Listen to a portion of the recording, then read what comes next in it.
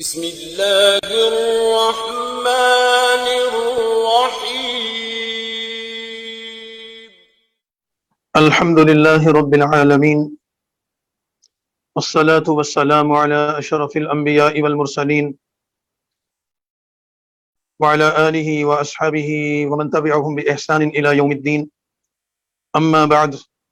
فاعوذ باللہ من الشیطان الرجیم بسم اللہ الرحمن الرحیم براءۃ من اللہ ورسولہ الی الذین عاہدتم من المشرکین فسیحوا فی الارض اربعۃ اشہر واعلموا انکم غیر معجز اللہ وان اللہ مخزی الکافرین۔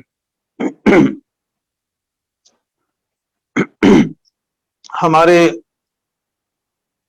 آج کے درس کا آغاز قرآن کریم کے 10ویں پارے میں سورۃ توبہ سے ہو رہا ہے۔ سورۃ توبہ قرآن کریم کی 9ویں سورت ہے اور اس سورت کے مضامین بھی وہی ہیں جو گزشتہ سورت یعنی سورہ انفال میں بیان ہوئے تھے۔ سورۃ توبہ نبی کریم صلی اللہ علیہ وسلم پر فتح مکہ کے بعد آپ کی زندگی کے آخری سالوں میں نازل ہوئی، اور اس سورت کا سارا مضمون جہاد، قتال، اللہ کے دین کے غلبے کی کوششیں، کافروں کے ساتھ قتال فی سبیل اللہ کی ترغیب اور اس کے اصول، اور اس کے ساتھ ساتھ منافقین کی منافقت، ان کی بزدلی، ان کی دھوکہ بازی، ان کی سازشیں، ان تمام کی تمام چیزوں کو سورۃ توبہ میں ذکر کیا گیا ہے۔ سورۃ توبہ کے مضامین کو سمجھنے سے پہلے ہمیں چند جملوں میں یہ بات سمجھنی چاہیے کہ جب نبی کریم صلی اللہ علیہ وسلم نے مکہ فتح کیا تو مکہ کے فتح ہونے کا مطلب یہ تھا کہ اسلام کا پرچم خانہ کعبہ پر لہرا دیا گیا ہے اور اسلام مکہ کی سرزمین پر نافذ ہو چکا ہے، اور قبائل عرب میں سے خصوصاً سب سے مشہور اور بڑا قبیلہ قریش، جو اپنی عزت اور احترام کی وجہ سے پورے عرب میں قابل احترام سمجھا جاتا تھا کہ یہ حرم کے متولی ہیں، مسجد الحرام کے ارد گرد آباد ہیں، خانہ کعبہ کی اور حاجیوں کی خدمت کرنے کا نظام ان کے سپرد ہے۔ تو جب ان پر مسلمانوں کو فتح حاصل ہو گئی اور قریش کی ایک بڑی تعداد مسلمان ہو گئی، تو اس مکہ کے فتح ہونے، قریش کے مغلوب ہونے، اسلام کے حاکمیت قائم ہو جانے کی وجہ سے پورے عرب میں مسلمانوں کی ایک دھاک بیٹھ گئی تھی، اور پورے عرب میں مسلمانوں کی ایک عزت، وقار اور شان میں اضافہ ہو گیا تھا۔ اور اب عرب کے مختلف قبائل جو صرف اس انتظار میں تھے کہ دیکھیں مسلمانوں کا انجام کیا ہوتا ہے، قریش اور اسلام یعنی مسلمانوں کی باہمی کشمکش کا نتیجہ کیا نکلتا ہے، اور یہ اختلاف کا اونٹ کس کروٹ بیٹھتا ہے، وہ فیصلہ کن پوزیشن میں آ گئے تھے۔ مکہ کے فتح کے بعد عرب کے قبائل کے لیے یہ چیز آسان ہو گئی کہ وہ مسلمانوں سے اپنے تعلقات استوار کریں اور وہ دین اسلام کو قبول کریں، رسول اللہ کی اطاعت اور حاکمیت کو تسلیم کر لیں، کیونکہ قریش اپنی جگہ ایک عزت اور احترام بھی رکھتے تھے اور پورے عرب میں اپنا اثر رسوخ بھی رکھتے تھے۔ لیکن جب جزائر عرب میں پھیلے ہوئے مختلف قبائل عرب نے یہ دیکھ لیا کہ قریش بھی مغلوب ہو گئے ہیں اور انہوں نے بھی اطاعت کو ہی قبول کر لیا ہے اور اب اسلام مکہ پر غالب ہو گیا ہے، تو پھر انہوں نے بھی اسلام کی دعوت کو قبول کرنے میں ہی عافیت سمجھی اور انہوں نے رسول اللہ صلی اللہ علیہ وسلم سے تعلقات بنائے، وفود آئے اور وہ مسلمان ہوئے۔ اسی طرح جزیرہ عرب میں جو مکہ المکرمہ کو مرکزیت حاصل تھی، اس مرکزیت پر اللہ تعالیٰ نے جب مسلمانوں کو غلبہ دے دیا اور اب مکہ اور خانہ کعبہ وہ کفار عرب کا یا مشرکین عرب کا مرکز نہیں رہا تھا، بلکہ اب وہ مسلمانوں کا مرکز بن گیا تھا، تو اس مرکزیت کے بھی اپنے اثرات تھے، جس کے نتیجے میں رسول اللہ صلی اللہ علیہ وسلم کو پورے عرب پر ایک فوقیت اور فضیلت اور عملی طور پر اور قوت کے اعتبار سے ایک بلندی اور ایک اختیار حاصل ہو گیا تھا۔ ان حالات میں مکہ فتح ہونے کے بعد نبی کریم صلی اللہ علیہ وسلم نے ایک بات اصولی طور پر فرما دی، جس کا قرآن کریم کی سورت توبہ میں تذکرہ کیا گیا ہے کہ جب اسلام غالب آ چکا ہے، مکہ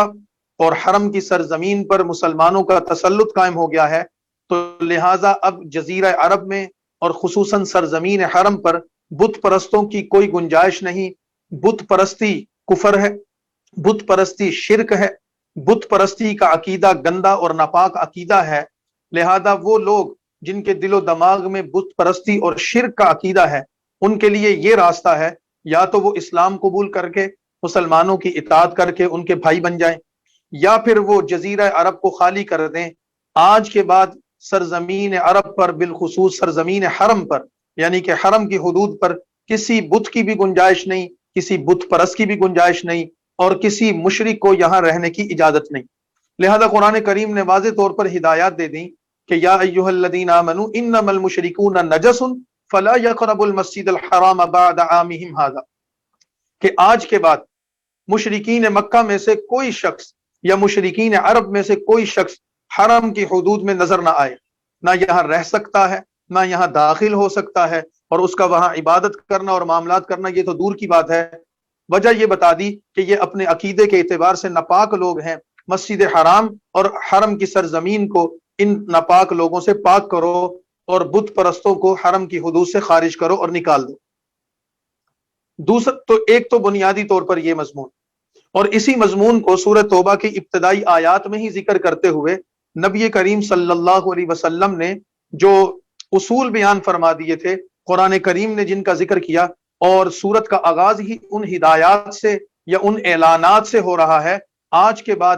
مکہ کی اور حرم کی سرزمین اسلام کے زیر تسلط ہے، یہاں کسی بت پرست کی کوئی گنجائش نہیں، لہذا ان کے بارے میں مستقبل کے حوالے سے کچھ اعلانات کیے جا رہے ہیں جو سورت کے آغاز ہی کی ابتدائی آیات میں ہی موجود ہیں۔ دوسرا، اس سورت کے اندر یہود و نصارہ کو بھی خطاب ہے۔ رسول اللہ صلی اللہ علیہ وسلم نے اپنی زندگی کے آخری سالوں میں اس بات کا ارادہ فرما لیا تھا، اللہ کی طرف سے ہدایات بھی آ گئی تھیں، اور اگرچہ آپ کی زندگی میں عملی طور پر وہ تمام نتائج حاصل نہیں ہوئے، لیکن صحابہ کرام کے یعنی خلفائے راشدین کے دور میں وہ نتائج حاصل ہوئے، اور وہ یہ تھے کہ جس طرح جزیرہ عرب کو مشرکین سے پاک کیا ہے، اسی طرح جزیرۃ العرب کو یہود و نصارہ سے بھی پاک کیا جائے۔ اب یہودی اور عیسائیوں کو بھی یا اسلام کی دعوت قبول کرنی ہوگی، یا مسلمانوں کے مطیع اور فرما بردار بن کر ٹیکس دے کر رہنے پر مجبور ہونا پڑے گا، یا پھر ان سے قتال ہوگا، یا ان کو یہ سرزمین چھوڑنی پڑے گی، ان کے لیے کوئی اور راستہ نہیں۔ اسی طرح اس صورت میں جہاں اور مضامین ہیں ان معاہدات کے حوالے سے اور ان ہدایات کے حوالے سے، عرب کے اس ساری سرزمین کے آنے والے مستقبل کے فیصلہ کرنے کے بعد اس صورت میں دو جنگوں کا بھی ذکر ہے۔ فتح مکہ کے بعد نبی کریم صلی اللہ علیہ وسلم کو فوری طور پر ایک جنگ سے واسطہ پڑا، اور وہ حنین کی جنگ تھی۔ حنین کا میدان مکہ سے طائف کی طرف تقریباً 8 سے 10 میل کے فاصلے پر ایک بہت بڑا میدان تھا۔ وہاں پر بنو حوازن قبیلے کے ساتھ مسلمانوں کی جنگ ہوئی، اور اس جنگ میں مسلمانوں کو اللہ نے فتح عطا فرمائی، اس کا تذکرہ بھی اس صورت میں کیا گیا ہے، اور یہ عرب کے لوگوں کے ساتھ مسلمانوں کی آخری فیصلہ کن جنگ تھی۔ اس کے بعد پھر بڑی کسی جنگ کی نوبت نہیں آئی۔ اسی طرح اس صورت کا ایک بہت بڑا حصہ، نصف صورت تقریباً، وہ ایک بہت بڑی جنگ کے حالات کو بیان کر رہی ہے، اور وہ ہے تبوک کی جنگ۔ نبی کریم صلی اللہ علیہ وسلم جب فتح مکہ سے واپس مدینہ تشریف لے گئے تھے، حنین اور مکہ کی فتح سے فارغ ہو کر، تو آپ کو پتہ چلا کہ ہرقل روم، جو روم کا بادشاہ تھا اور عیسائی مذہب سے تعلق رکھتا تھا، وہ ایک بہت بڑا لشکر تیار کر کے مسلمانوں پر حملے کی تیاری کر رہا ہے۔ تو اللہ کے نبی نے ان کا مقابلہ کرنے کے لیے مدینہ سے کوچ فرمایا، اور آپ تبوک تشریف لے گئے تھے۔ اللہ نے وہاں بھی آپ کو فتح عطا فرمائی، اگرچہ جنگ کی نوبت نہیں آئی، لیکن دشمن مرعوب ہو کر بھاگ گیا۔ اس جنگ کے تفصیلی حالات یہاں ذکر کیے گئے۔ اس جنگ میں منافقین نے بڑا ہی دغا کیا تھا، بہت بڑی منافقت کی تھی، ان کے تفصیل کے ساتھ حالات ذکر کیے گئے ہیں، اور ان کے حالات کے ساتھ ساتھ مسلمانوں کو مستقبل میں ان کے ساتھ معاملات کے حوالے سے فیصلہ کن احکامات دیے گئے ہیں۔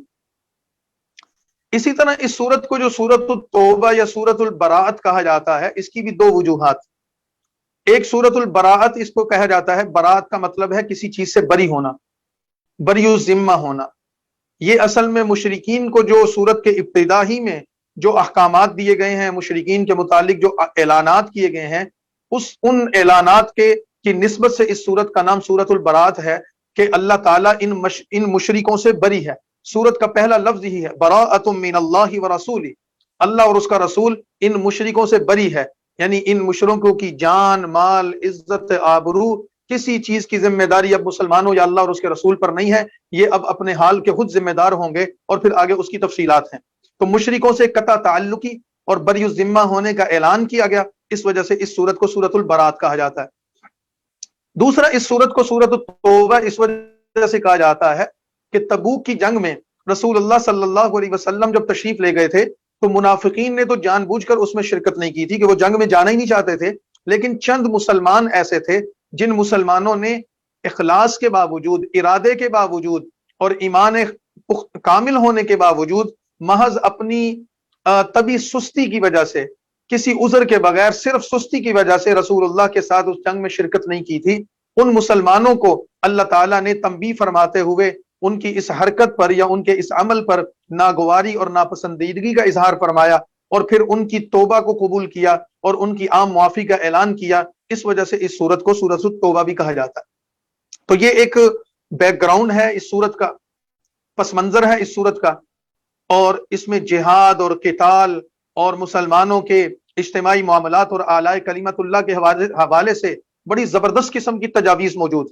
اور اس سورت کا جو مضمون ہے اور اس سورت کا جو اسلوب ہے، اس کی وجہ سے اس میں جلال نظر آتا ہے، اس میں سختی نظر آتی ہے۔ قرآن کریم کا عمومی مضمون اور عمومی انداز وہ ترغیب کا ہے، مشفقانہ انداز ہے، محبت والا انداز ہے، پیار والا انداز ہے، لیکن سورت التوبہ میں جو مضامین نظر آتے ہیں، جو آیات اور جو اسلوب نظر آتا ہے، اس میں شفقت نظر نہیں آتی،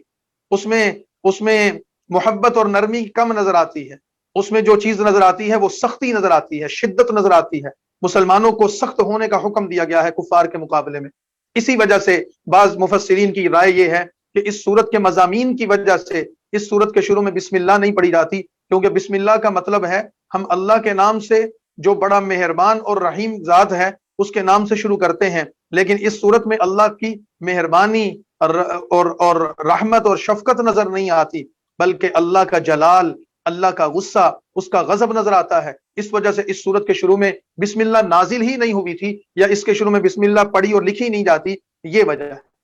باقی قرآن کریم کے آداب میں یہ ہے، اگر کوئی قرآن کریم کی تلاوت کر رہا ہے 10ویں پارے کے شروع یا پیچھے سورہ انفال سے، اور وہ تلاوت کرتے کرتے سورت توبہ تک پہنچا، تو اس کو چاہیے کہ وہ سورت توبہ کی شروع میں بسم اللہ نہ پڑھے، بلکہ بغیر بسم اللہ ہی سے تسلسل رکھتے ہوئے تلاوت کو جاری رکھے۔ لیکن اگر کوئی شخص قرآن کریم کھولتا ہے اور سورت توبہ سے اپنی تلاوت کا آغاز کرتا ہے، جیسے آج ہم نے کیا، تو پھر اس میں اس کے لیے یہی بہتر ہے کہ وہ اعوذ باللہ کے ساتھ بسم اللہ بھی پڑھے، کیونکہ قرآن کریم کے شروع میں مطلقاً طور پر بسم اللہ پڑھنا اس کا ثواب اور اجر ہے، اور یہ بہتر ہے۔ وہ خاص پھر سورت توبہ کے لیے نہیں ہے، بلکہ وہ تو مطلقاً قرآن کریم کی آیات کے لیے۔ تو یہ اس سورت کا تعارف ہے، اس کے مضامین ہیں۔ اب ہم اس سورت کو شروع کر رہے ہیں۔ اس سورت کا جو پہلی آیات ہیں، یعنی آیت نمبر 1 سے لے کے جو 5 اور 6 تک آیات ہیں، ان 6 آیات میں سب سے پہلے اللہ تعالیٰ کی طرف سے مشرکین مکہ کو مخاطب کیا گیا ہے۔ جیسے میں نے عرض کیا کہ فتح مکہ کے بعد قبائل عرب پر مسلمانوں کی دھاک بیٹھ چکی تھی، اسلام غالب آ چکا تھا، مکہ پر پرچم اسلام لہرا چکا تھا، بتوں کو گرا کر وہاں پر توحید کی دعوت عام ہو چکی تھی، خانہ کعبہ اور حرم کی سرزمین اور مسجد الحرام کو بتوں سے پاک کر کے بت پرستی اور شرک کے تمام خرافات ختم کر دی گئی تھیں۔ اب اللہ تعالیٰ نے ان تمام مشرکین کو جو مسلمانوں سے لڑتے رہے، ان سے جنگیں کرتے رہے، ان کے ساتھ ان کے خلاف سازشیں کرتے رہے، اور مسلمانوں کو اس مکہ سے نکالنے کے مجرم تھے، مکہ سے نکل کر مدینہ جا کر ان کے خلاف محاذرائی کرتے رہے۔ احد کی جنگ ہم نے پڑھی، بدر کی جنگ ہم نے پڑھی، اسی طرح خندق کی جنگ کا تذکرہ آئے گا انشاءاللہ العزیز۔ وہ سارے کے سارے ان کے کردار و معاملات تھے۔ تو اللہ تعالیٰ نے پہلی 5-6 آیات میں یہ بات بنیادی طور پر بتائی، مسلمانوں ان کفار مکہ کے ساتھ تمہیں 4 قسم کی ہدایات دی جا رہی ہیں، اس پر عمل کرو۔ ان 4 ہدایات میں سے آیت نمبر 1 اور 2 میں پہلی چیز یہ ذکر کی گئی ہے کہ عرب کے قبائل میں، قریش ہیں یا دیگر قبائل عرب ہیں، جو بھی مشرک ہیں، ان میں ایسے لوگ ہوں گے کہ جن کے ساتھ تمہارے معاملات رہے ہوں گے، لیکن تمہارا ان کے ساتھ کوئی معاہدہ نہیں، کوئی جنگ بندی کا معاہدہ نہیں ہے، کوئی صلح کا معاہدہ نہیں ہے، وہ کبھی تمہارے مخالفت کرتے رہے، دشمنی کرتے رہے، شرک کرتے رہے، ان کو اللہ تعالیٰ کی طرف سے یہ پیغام پڑھ کر سنا دو کہ تمہیں 4 مہینے کی مہلت ہے، 4 مہینے میں یا تو اسلام قبول کر لو تو ہمارے بھائی بن جاؤ گے، اور اگر تم 4 مہینے میں اگر وہ قبول نہیں کرتے تو پھر تمہیں عرب کی سرزمین کو، حرم کی سرزمین کو چھوڑنا ہے، یہاں سے نکل جاؤ ورنہ تمہارے ساتھ قتال کیا جائے گا۔ اور آیت نمبر 2 میں دوسری چیز یہ بیان کی گئی کہ کوئی ایسی جماعت جن کے ساتھ آپ کا معاہدہ ہے صلح کا یا امن کا یا جنگ بندی کا، لیکن اس کی کوئی مدت متعین نہیں کی گئی تھی، بلکہ کچھ مخصوص حالات میں آپ نے کسی کے ساتھ کوئی معاہدہ کیا تھا اور اس کی کوئی مدت متعین نہیں، تو ان معاہدہ جن کے ساتھ معاہدہ ہے ان کو بھی یہ اعلان کر کے بتا دو کہ تمہارے پاس بھی 4 مہینے کی مہلت ہے، یا اسلام قبول کر لو یا پھر تیار ہو جاؤ کہ تمہارے ساتھ دشمنوں والا سلوک کیا جائے گا۔ آیت نمبر 4 میں ایک تیسرے گروہ کا ذکر ہے،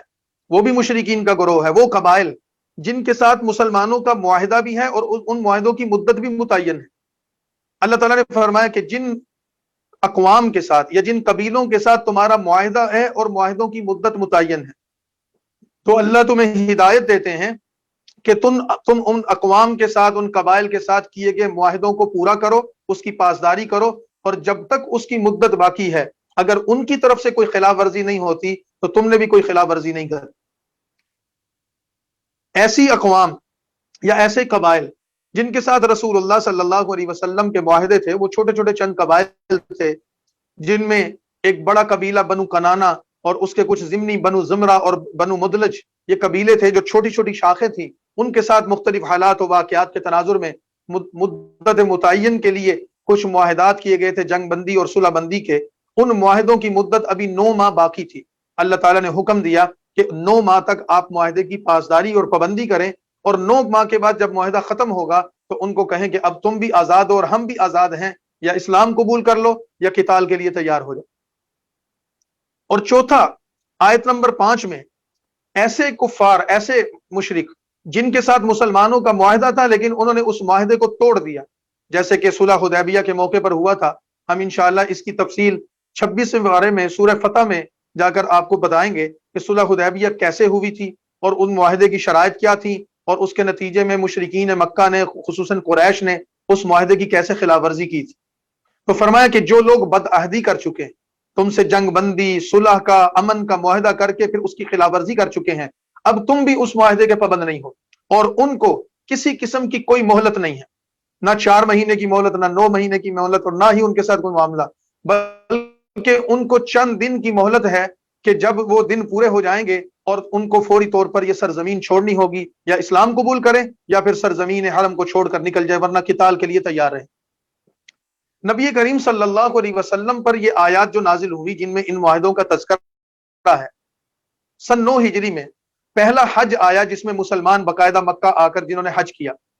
اور اس حج کے امیر المومنین سیدنا ابو بکر صدیق رضی اللہ تعالیٰ عنہ بنائے گئے تھے۔ حضور صلی اللہ علیہ وسلم 9 ہجری میں حج کے لیے خود تشریف نہیں لائے تھے، حج کی فرضیت ہو چکی تھی، مسلمان بھی آئے تھے، لیکن حضور صلی اللہ علیہ وسلم نے خود شرکت نہیں کی تھی۔ حضرت ابو بکر کو حج کا امیر بنا کر بھیجا تھا، اور ان کو یہ فرمایا تھا کہ جا کر یہ ان معاہدوں کا اعلان کر دو، ان اعلانات کے ذریعے عرب کے مشرکین کو آگاہ کر دو۔ حج کا موقع اس وجہ سے یہ منتخب کیا گیا کہ حج کے موقع پر پورے عرب کے مختلف علاقوں سے مختلف قبائل کے لوگ جمع ہوتے تھے، اور حج عرب کا سال کا سب سے بڑا اجتماع ہوتا تھا جس میں کثیر تعداد میں لوگ شرکت کرتے تھے۔ تو یہ ایک ایسا موقع تھا جس موقع پر اعلانات کیے گئے تاکہ ہر قبیلے کے نمائندے کو، آئے ہوئے بندے کو، ہر علاقے کے نمائندے کو یہ پتہ چل جائے کہ یہاں آج کے بعد کوئی شرک، کوئی بدعت، کوئی بت پرستی نہیں چلے گی، یا اسلام قبول کرنا ہوگا یا پھر قتل ہونے کے لیے تیار ہونا پڑے، یا اس سرزمین کو چھوڑنا پڑے۔ اور حضرت علی رضی اللہ تعالیٰ عنہ کو رسول اللہ صلی اللہ علیہ وسلم نے بعد میں بھیجا، کیونکہ عرب کی ایک روایت یہ تھی کہ جن لوگوں کے ساتھ کسی کا معاہدہ ہوتا تھا، اس معاہدے میں کوئی رد و بدل، کوئی ترمیم، کوئی تنسیخ وغیرہ کا کوئی معاملہ کرنا ہوتا تو یا تو سردار خود اس معاہدے کے بارے میں اپنا فیصلہ سناتا تھا، یا اس کا کوئی قریبی عزیز یا رشتہ دار۔ تو حضور چونکہ خود تشریف نہیں لائے تھے تو آپ نے اپنی جگہ اپنے چچا زاد بھائی سیدنا علی رضی اللہ تعالیٰ عنہ، جو آپ کے قریبی رشتہ دار تھے، ان کو بھیجا اور فرمایا کہ جا کر ان آیات کی تلاوت کر کے لوگوں کو سنا دو، جیسے کہ ہم سورۃ توبہ میں پڑھنے والے۔ تو لہذا حاصل کلام یہ ہوا کہ جن کے ساتھ مسلمانوں کا کوئی معاہدہ نہیں تھا یا جن کے ساتھ کوئی معاہدہ تھا اور اس کی کوئی مدت متعین نہیں تھی، ان دونوں کو یہ کہا کہ 4 مہینے کی مہلت ہے، سرزمین حرم سے نکل جاؤ یا اسلام قبول کر لو۔ اور جن کے ساتھ معاہدہ تھا اور اس کی مدت متعین تھی، جیسے کہ چند قبائل کے نام بتائے، ان کی 9 مہینے کی مدت تھی، ان کو فرمایا کہ تم اپنی مدت پوری کرو اور اس کے بعد پھر یا اسلام قبول کرو اس کے اندر اندر، یا پھر اس سرزمین کو چھوڑ دو ورنہ ہم تمہارے خلاف قتال کریں گے۔ اور جو بدعہدی کر چکے تھے قریش کے وہ لوگ، ان کو یہ بات فرمائی تمہارے لیے کوئی مدت متعین نہیں ہے، لیکن چونکہ یہ حج کے موقع پر یہ اعلان ہو رہا تھا، تو حج کا مہینہ جو ذی الحج کا مہینہ، ذیقات کا مہینہ اور محرم کا مہینہ، ہم نے آپ کو بتایا تھا 4 مہینے محترم تھے۔ حضرت ابراہیم علیہ السلام کے زمانے ہی سے عرب ان مہینوں کو قابل احترام سمجھتے تھے، اس میں جنگ کو حرام سمجھتے تھے، مسلمانوں نے بھی اس کی پاسداری کی، فرمایا کہ یہ رجب ہے یا ذیقات اور ذی حج اور محرم، یہ مہینے احترام کے مہینے ہیں۔ اب چونکہ یہ اعلان اور یہ آیات وہ حج کے موقع پر ذی الحج کے مہینے میں سنائی جا رہی ہیں، تو ان لوگوں کو جنہوں نے معاہدے کی خلاف ورزی کی تھی اور جن کے لیے کوئی مہلت نہیں تھی، جن کے لیے کوئی گنجائش نہیں تھی، ان کو کہا کہ ان حرم کے مہینوں کے محترم مہینوں کے احترام کی وجہ سے تمہیں محرم کے آخر تک خود بخود مہلت مل رہی ہے، ہم محرم تک تمہیں کچھ نہیں کہیں گے، لیکن جیسے ہی سفر شروع ہوگا، اگر تم نے ہماری دعوت کو قبول نہ کیا ہوا تو اس سرزمین کو چھوڑ دینا، اگر تم نے نہ چھوڑا تو تمہارے خلاف قتال ہوگا۔ یہ ساری کی ساری مضامین ابتدائی آیات میں ہیں، اور پھر اس کے ساتھ ہی آیت نمبر 6 میں نصیحت فرما دی، مسلمانوں تم نے ان سے معاہدے کر لیے یا معاہدوں کی پاسداری کی بات کر دی، اپنے اعلانات اور اپنے مستقبل کے عزائم واضح کر دیے، اب ان کے پاس 3 ہی راستے ہیں،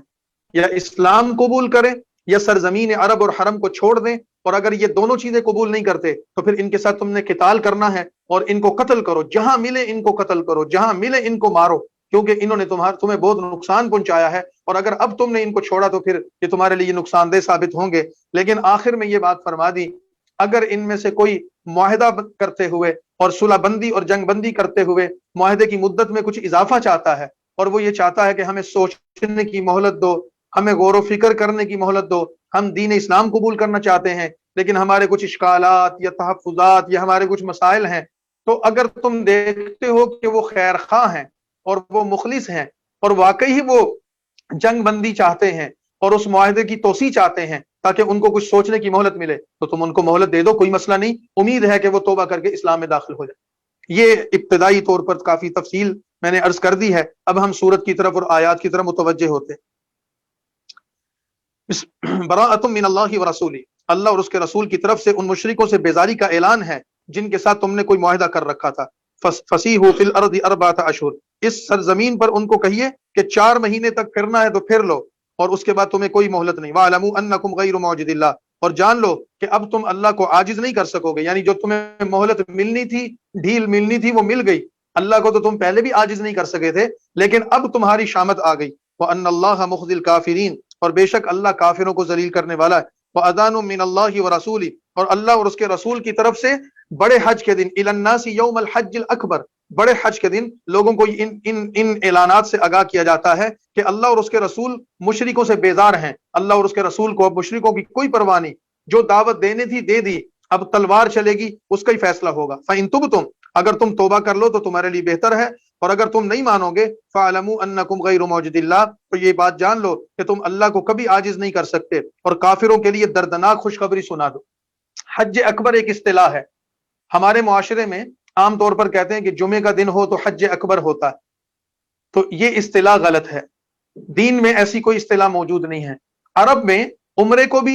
عمرے کی عبادت کو بھی حج کہا جاتا تھا اور حج کی عبادت کو بھی حج کہا جاتا تھا، لیکن وہ عمرے کو حج اصغر کہتے تھے اور حج کو حج اکبر کہتے تھے، لہذا جمعے کے دن اگر حج آئے تو اس کو حج اکبر کہنا یہ دین یا شریعت کی کوئی تعبیر نہیں ہے۔ ہاں اگر جمعے کے دن حج آتا ہے تو یہ اس کی ایک دوہری فضیلت ہے، لیکن حج اکبر سے مراد یہ نہیں کہ وہ جمعے کا دن تھا، حج اکبر سے مراد یہ ہے کہ حضور صلی اللہ علیہ وسلم نے جب ان آیات کا اعلان فرمایا تو وہ حج اکبر یعنی کہ ذی الحج کا حج تھا، عمرے کے لیے لوگ جمع نہیں ہوئے تھے، وہ حج کی عبادت کے لیے ذی الحج میں جمع ہوئے تھے، اس موقع پر یہ اعلانات فرمائے گئے۔ الا الذین عاہدتم من المشرکین، ہاں جن مشرکوں سے تم نے معاہدے کیے ہوئے ہیں اور پھر انہوں نے تمہارے ساتھ ان معاہدوں میں کوئی خلاف ورزی نہیں کی اور تمہارے مقابلے میں کسی کی انہوں نے معاہدے کی خلاف ورزی کرتے ہوئے مدد بھی کی نہیں کی، تو اے مسلمانوں ان سے ان کے معاہدے ان کی مدت تک پوری کرو، جیسے کہ 2-3 قبائل تھے ان کے 9 مہینے کی مدت رہتی تھی۔ ان اللہ یحب المتقین، بے شک اللہ تعالیٰ پرہیزگاروں کو پسند کرتا ہے۔ فَإِذَا انسلخ الاشہر الحرم، پھر جب عزت والے مہینے گزر جائیں تو مشرکوں کو جہاں پاؤ، حیث وجدتموہم، جہاں ان کو پاؤ وہاں پر ان کو قتل کرو۔ یہ وہ جماعت ہے جنہوں نے معاہدے کر کے توڑ دیے تھے۔ ایک ہی جماعت کے بارے میں کہا ان کے لیے کوئی مدت نہیں، کوئی مہلت نہیں، صرف ان کی مہلت حرم کے مہینوں کی ہے کہ یہ ذو الحج چل رہا ہے اور اس کے بعد محرم آئے گا، گویا کہ ان کے پاس صرف اور صرف 50 دن ہیں، جیسے ہی سفر شروع ہوگا ان کی مہلت ختم ہو جائے گی۔ ان کو جہاں پاؤ قتل کر دو، وخذوہم واحصروہم، ان کو پکڑو، ان کو گھیرو اور ان کی طاق میں ہر جگہ بیٹھو کہ انہوں نے تمہیں جو ستایا، تکلیفیں دی، اذیتیں دی، مسلمانوں اب ان کے لیے کوئی گنجائش نہیں ہے، کوئی نرمی نہیں ہے، کسی قسم کا کوئی بھی تمہارے پاس ان کے لیے خیر خواہی کا جذبہ نہیں ہونا چاہیے، بلکہ تم نے ان کو جہاں پانا ہے قتل کر دینا۔ فَإِن تَابُوا وَأَقَامُوا الصَّلَاةَ، ہاں استثناء موجود ہے، اگر وہ توبہ کریں، نماز قائم کریں، زکوٰۃ ادا کریں تو پھر ان کا راستہ چھوڑ دو، یعنی ان سے پھر قتال نہ کرو، بے شک اللہ ان کو معاف کر دے گا۔ وَإِنْ أَحَدٌ مِّنَ الْمُشْرِكِينَ اسْتَجَارَكَ، اور اگر ان معاہدوں سے اگر کوئی مشرک تم سے پناہ مانگتے ہیں، یعنی وہ کہتے ہیں جی ہمیں پناہ دے دو یا ہمارے معاہدوں میں کیا کہتے ہیں اس میں توسیع کر دو، تو اللہ تعالیٰ کا کلام سنے، پھر اس کی امن کی جگہ پہنچا دو۔ اگر وہ ان معاملات میں رجوع کرتا ہے تو پھر ان کے ساتھ نرمی سے پیش آؤ۔ ذَلِكَ بِأَنَّهُمْ قَوْمٌ لَا يَعْلَمُونَ، یہ اس لیے ہے کہ ان لوگوں کو عقل اور سمجھ نہیں ہے۔ كَيْفَ يَكُونُ لِلْمُشْرِكِينَ عَهْدٌ عِندَ اللَّهِ وَعِندَ رَسُولِهِ، یہ آیت نمبر 7 سے لے کر آیت نمبر 16 تک یہ مضمون بیان کیا جا رہا ہے کہ یہ اتنے سخت فیصلے کرنے کی نوبت کیوں آئی، جو اللہ اور اس کا رسول مشرکوں سے بری ہے، بری ذمہ ہے، مسلمان بھی بری ذمہ، جہاں پاؤ ان کی طاق میں رہو، ان کو قتل کرو، ان کو چھوڑو نہ، ان کے لیے مہلت ختم۔ یہ سب کچھ کیوں کیا گیا؟ ان اسباب اور حالات کو اگلی تقریباً 9-10 آیات میں بیان کیا جا رہا ہے کہ بھلا مشرکوں کے لیے اللہ اور اس کے رسول کے ہاں کیسے کوئی وعدہ اور عہد ہو سکتا ہے؟ ہم ان کو امن اب کیوں دیں جن لوگوں کے ساتھ تم نے مسجد حرام کے نزدیک عہد کیا تھا؟ فاستقاموا لکم، اگر وہ قائم رہے تو تم بھی قائم رہو، یعنی اگر وہ معاہدے کی خلاف ورزی نہ کرتے تو تم نے بھی پورا کرنا تھا، جب انہوں نے توڑ دیا تو اب تم نے بھی توڑ دیا۔ ان اللہ یحب المتقین، لیکن اللہ پرہیزگاروں کو پسند کرتا ہے۔ کیف وان یظہروا علیکم، کہ کیسے صلح ہو اور اگر وہ تم پر غلبہ پائیں تو نہ تو تمہاری قرابت کا لحاظ کریں، یعنی اے مسلمانوں ان مشرکوں سے صلح کی گنجائش ختم ہو سکتی ہے اس وجہ سے کہ جب وہ تم پر غلبہ پا لیتے ہیں، تم پر مغلوب ہو جاتے ہیں، نہ تمہاری رشتہ داری کا لحاظ کرتے ہیں، نہ وعدوں کا لحاظ کرتے ہیں، نہ اپنے منہ کی باتوں سے تمہیں راضی کرتے ہیں، یعنی وَطَابَ قُلُوبُهُمْ، ان کے دل مانتے ہی نہیں، تمہارے ساتھ میل ملاپ کو قبول ہی نہیں کرتے۔ وَأَكْثَرُهُمْ فَاسِقُونَ، اور ان مشرکوں میں سے اکثر لوگ تو بدعہدی کر چکے ہیں۔ اشتروا بآیات اللہ ثمنا قلیلا، انہوں نے اللہ کی آیتوں کو تھوڑی سی قیمت پر بیچ ڈالا، پھر اللہ کے راستے سے لوگوں کو روکتے رہے، بے شک وہ برا ہے جو کچھ وہ کرتے رہے۔ لا يرقبون فی مؤمن الا ولا ذمہ، یہ لوگ کسی مومن کے حق میں نہ تو رشتہ داری کا خیال کرتے رہے، نہ ہی کسی وعدے کی پاسداری کرتے رہے، اور یہی لوگ حد سے تجاوز کرتے رہے۔ فَإِن تَابُوا وَأَقَامُوا الصَّلَاةَ، ہاں اس ساری کی ساری سختی کے باوجود ان کی زندگی میں توبہ کا دروازہ کھلا ہے، اگر یہ توبہ کر کے نماز اور زکوٰۃ کے اعمال کریں تو دین میں تمہارے بھائی بن جائیں گے، یعنی کہ یہ مسلمان ہیں۔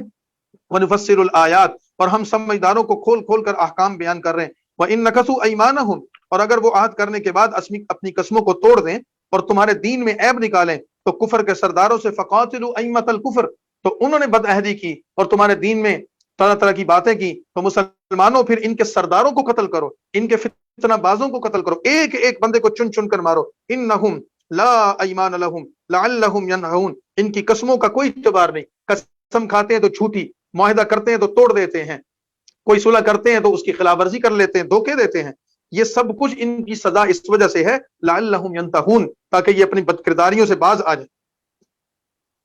الا تقاتلون قوما نکثوا ایمان، اور خبردار تم ایسے لوگوں سے کیوں نہیں لڑو گے جنہوں نے اپنی قسموں کو توڑ ڈالا، قسمیں کھا کھا کر اللہ کا نام لے لے کر تم سے معاہدے کیے تھے، تو مسلمانوں تم ان سے کیوں نہیں لڑو گے؟ اور پیغمبر کو جلا وطن کرنے کا ارادہ کیا، نبی کریم صلی اللہ علیہ وسلم کو مکہ سے نکلنے پر مجبور کر دیا۔ وَهُمْ بَدَؤُوكُمْ أَوَّلَ مَرَّةٍ، اور انہوں نے تم سے پہلے بھی عہد شکنی کی۔ أَتَخْشَوْنَهُمْ، کیا مسلمانوں تم ان سے قتال کرتے ہوئے، ان کو قتل کرتے ہوئے تم ان سے ڈرتے ہو؟ ان سے کبھی نہ ڈرنا۔ فَاللَّهُ أَحَقُّ أَن تَخْشَوْهُ، اللہ اس بات کا زیادہ حقدار ہے اگر تم ایماندار ہو تو اللہ سے ڈرو، کسی کافر، کسی مشرک، کسی بےمان سے ڈرنے کی ضرورت نہیں۔ قاتلوہم یعذبہم اللہ بایدیکم، ان سے لڑو تاکہ اللہ انہیں تمہارے ہاتھوں سے عذاب دے اور انہیں اللہ ذلیل کر دے، اور اللہ ان پر تمہیں غلبہ اور نصرت عطا فرمائے، اور اللہ مسلمانوں کے دلوں کو ٹھنڈا کر دے۔ کیونکہ مسلمان 13 سال مکہ کی زندگی کے اور تقریباً 7-8 سال مدینہ کی زندگی کے، یہ 9 ہجری میں اعلان ہوا ان آیات کا، تو 9 ہجری میں 9 سال مدینے کے ڈالیں اور 13 سال مکہ کے ڈالیں، اس کا مطلب ہے کہ مسلمان گزشتہ 20 سے 21 سال سے ظلم، تشدد، جبر، تکلیفیں، مصیبتیں، پریشانیاں، یہ سب کچھ برداشت کر رہے تھے اور مسلمان صدمے میں تھے۔ اللہ نے فرمایا کہ مسلمانوں آج تمہیں موقع مل گیا، اب اگر یہ توبہ نہیں کرتے تو اپنے دلوں کو ٹھنڈا کرو اور جی بھر کر ان سے انتقام لو۔ وَيُذْهِبْ غَيْظَ قُلُوبِهِمْ، اور ان کے دلوں سے اللہ مسلمانوں کے دلوں کو ٹھنڈا کر کے اللہ مسلمانوں کے غصے کو دور کر دے۔ وَيَتُوبُ اللَّهُ عَلَى مَن يَشَاءُ، اور اللہ جسے چاہے توبہ نصیب کرے گا، اور اللہ جاننے والا اور حکمت والا ہے۔ ام حسبتم ان تترکوا، کیا تم یہ خیال کرتے ہو کہ تم چھوڑ دیے جاؤ گے؟ حالانکہ ابھی اللہ نے ایسے لوگوں کو جدا ہی نہیں کیا جنہوں نے تم میں سے جہاد کیا اور اللہ اور اس کے رسول اور مومنوں کے سوا کسی کو ولی اور دوست نہیں بنایا۔ کچھ لوگ فتح مکہ کے موقع پر مسلمان ہوئے اور مسلمان ہونے کے بعد رسول اللہ کے ساتھی بنے۔ اس آیت نمبر 16 میں ان کو مخاطب ہو کر فرمایا جا رہا ہے کہ جو نئے مسلمان ہونے والے ہیں، اول تو یہ پہلے مسلمانوں کے برابر نہیں ہو سکتے، قدیم مسلمانوں کے برابر نہیں ہو سکتے، لیکن ان کو یہ بتا دو کہ ان نئے مسلمان ہونے والوں کو بھی اللہ آزمائے گا، جہاد پر جانا پڑے گا، قتال پر جانا پڑے گا، اللہ کے راستے میں خرچ کرنا پڑے گا۔ لہذا اللہ اس وقت تک کسی کو اپنا دوست نہیں بناتا جب تک کہ وہ اللہ کے احکامات کو پورے طریقے سے اور اللہ کے رسول کی پوری طریقے سے تابعداری نہیں کرتا۔ اور یاد رکھنا نئے مسلمان ہونے والوں، اللہ خبیر بما تعملون، اللہ تمہارے سب کاموں کو جانتا ہے۔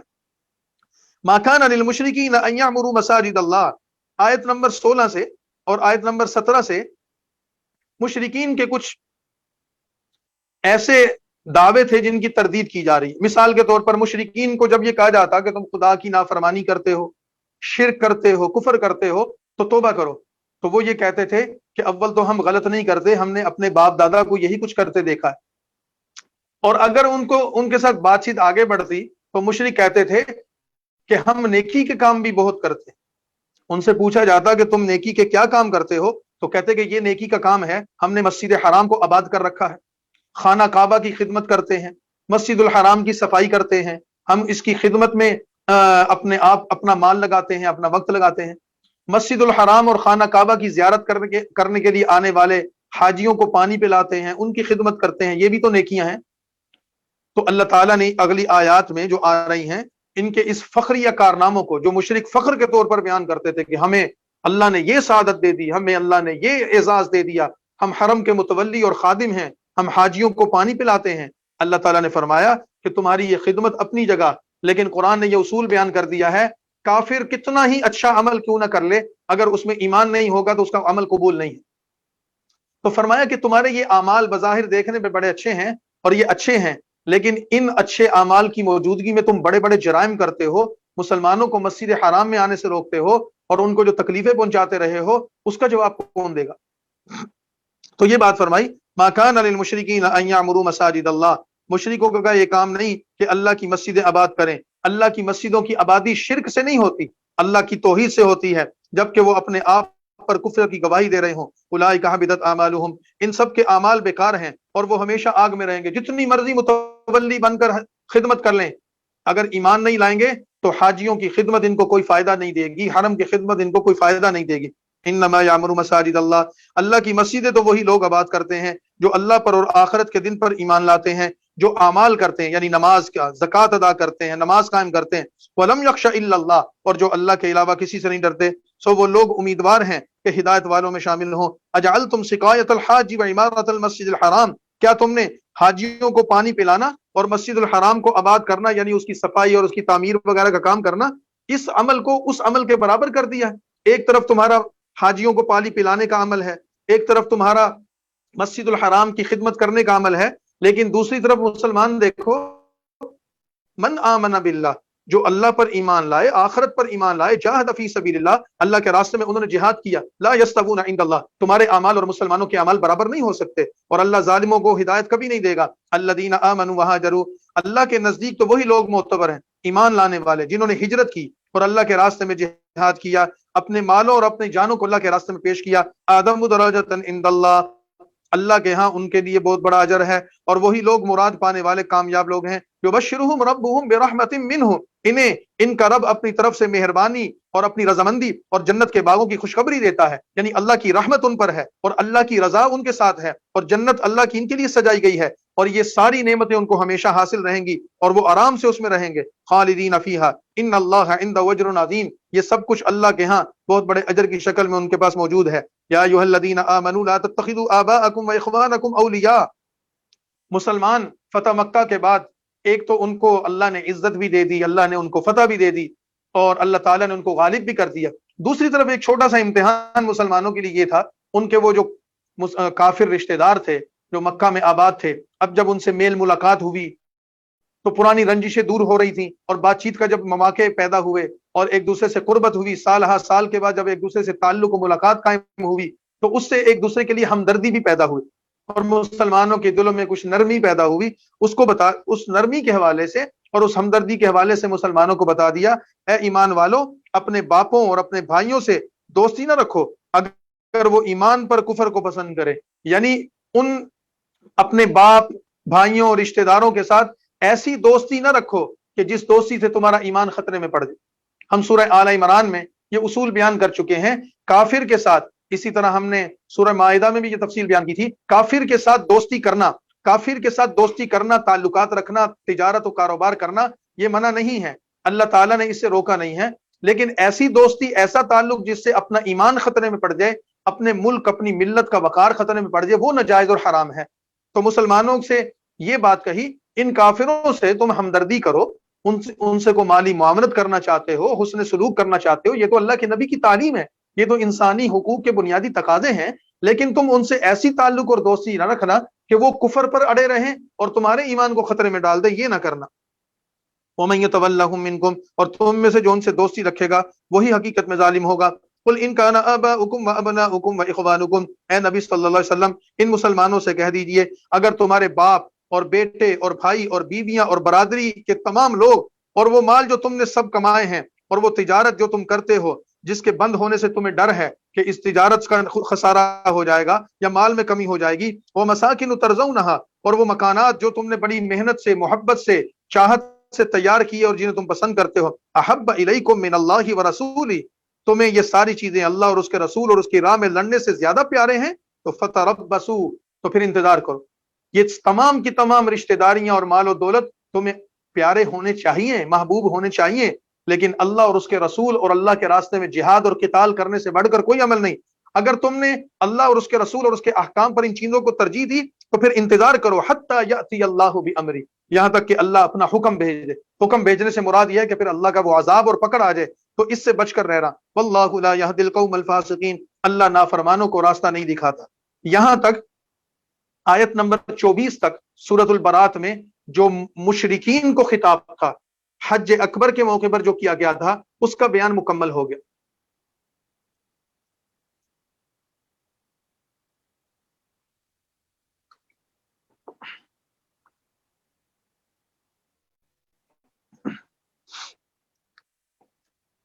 آیت نمبر 25 سے اور رکوع نمبر 4 سے جنگ حنین کا تذکرہ ہے۔ نبی کریم صلی اللہ علیہ وسلم کو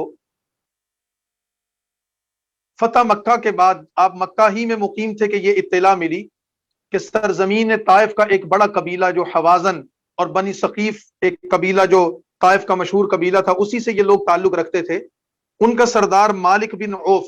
اس کی قیادت میں مشرکین کا اور کافروں کا ایک بہت بڑا لشکر تیار ہو رہا ہے اور وہ مسلمانوں سے جنگ کرنا چاہتا ہے۔ نبی کریم صلی اللہ علیہ وسلم کو جب یہ اطلاع ملی تو آپ نے اپنے ساتھ ساتھ صحابہ کرام کو لیا اور آپ حنین کے میدان کی طرف روانہ ہوئے۔ حنین میں جب رسول اللہ صلی اللہ علیہ وسلم پہنچے تو مشرکوں کے لشکر کی تعداد تقریباً 28,000 کے قریب تھی، اور رسول اللہ صلی اللہ علیہ وسلم کے ساتھ جانے والے مسلمان کچھ 14,000 یا اس سے کچھ زیادہ تھے۔ تو مسلمانوں کو اللہ تعالیٰ نے اس جنگ میں بھی فتح عطا فرمائی، لیکن ہوا یہ کہ مسلمان جب مدینہ سے مکہ آئے تھے جنگ کے لیے، مکہ کو فتح کیا تو مسلمانوں کی تعداد 10,000 تھی۔ مکہ میں جو لوگ مسلمان ہوئے اور کچھ غیر مسلم بھی جو مسلمانوں کے ساتھ شامل ہو گئے تھے اور وہ حوازن اور حنین کی جنگ کے لیے روانہ ہوئے، تو اس طریقے سے مسلمان 14,000 ہو گئے۔ اب جب مسلمان وہاں جا رہے تھے تو میدان جنگ میں پہنچ کر کچھ مسلمانوں کے دل میں یہ خیال پیدا ہوا کہ پہلے تو ہماری تعداد سینکڑوں میں یا چند ہوا کرتی تھی اور ہمیشہ ہم جنگ میں غالب آتے تھے، آج تو ہم ہزاروں میں ہیں تو ہم تو کبھی شکست نہیں کھائیں گے۔ اس گمان کا پیدا ہونا تھا کہ حنین کے میدان پر پہنچتے ہوئے ایک درے سے، جو پہاڑی راستہ ہوتا ہے، دو پہاڑوں کے درمیان تنگ راستہ، اس سے مسلمان گزر رہے تھے کہ دشمن کی طرف سے ایسا زبردست تیروں کا حملہ ہوا کہ مسلمانوں کی صفیں اکھڑ گئیں اور پشت دکھا کر کئیوں کو بھاگنا پڑا، ایسا زبردست حملہ ہوا۔ حتیٰ کہ نبی کریم صلی اللہ علیہ وسلم اپنے ساتھیوں کے ساتھ کچھ وقت کے لیے ذرا تنہا بھی رہ گئے، تو آپ نے اپنے چچا حضرت عباس رضی اللہ تعالیٰ کو حکم دیا کہ آپ ان مسلمانوں کو پکاریں، آواز دیں اور میری طرف بلائیں اور میرا پیغام دیں۔ حضرت عباس کی آواز بڑی تیز اور بڑی بلند تھی۔ جب انہوں نے آواز دی تو ان کی ایک زوردار آواز جب مسلمانوں تک پہنچی تو مسلمانوں کے دلوں کو اس نے جھنجھوڑ کر رکھ دیا اور وہ واپس پلٹے۔ تو اللہ تعالیٰ نے فرمایا کہ مسلمانوں، تم اپنی کثرت پر، تعداد کی زیادتی پر فخر کر رہے تھے اور یہ سمجھ رہے تھے کہ آج تو ہم بہت زیادہ ہیں تو ہم فتح مند ہوں گے، تو پھر تمہارے پاؤں کیوں اکھڑے، پھر تمہیں مار کیوں پڑی، یا تمہیں بھاگنا کیوں پڑا، یا صفیں تمہاری کیوں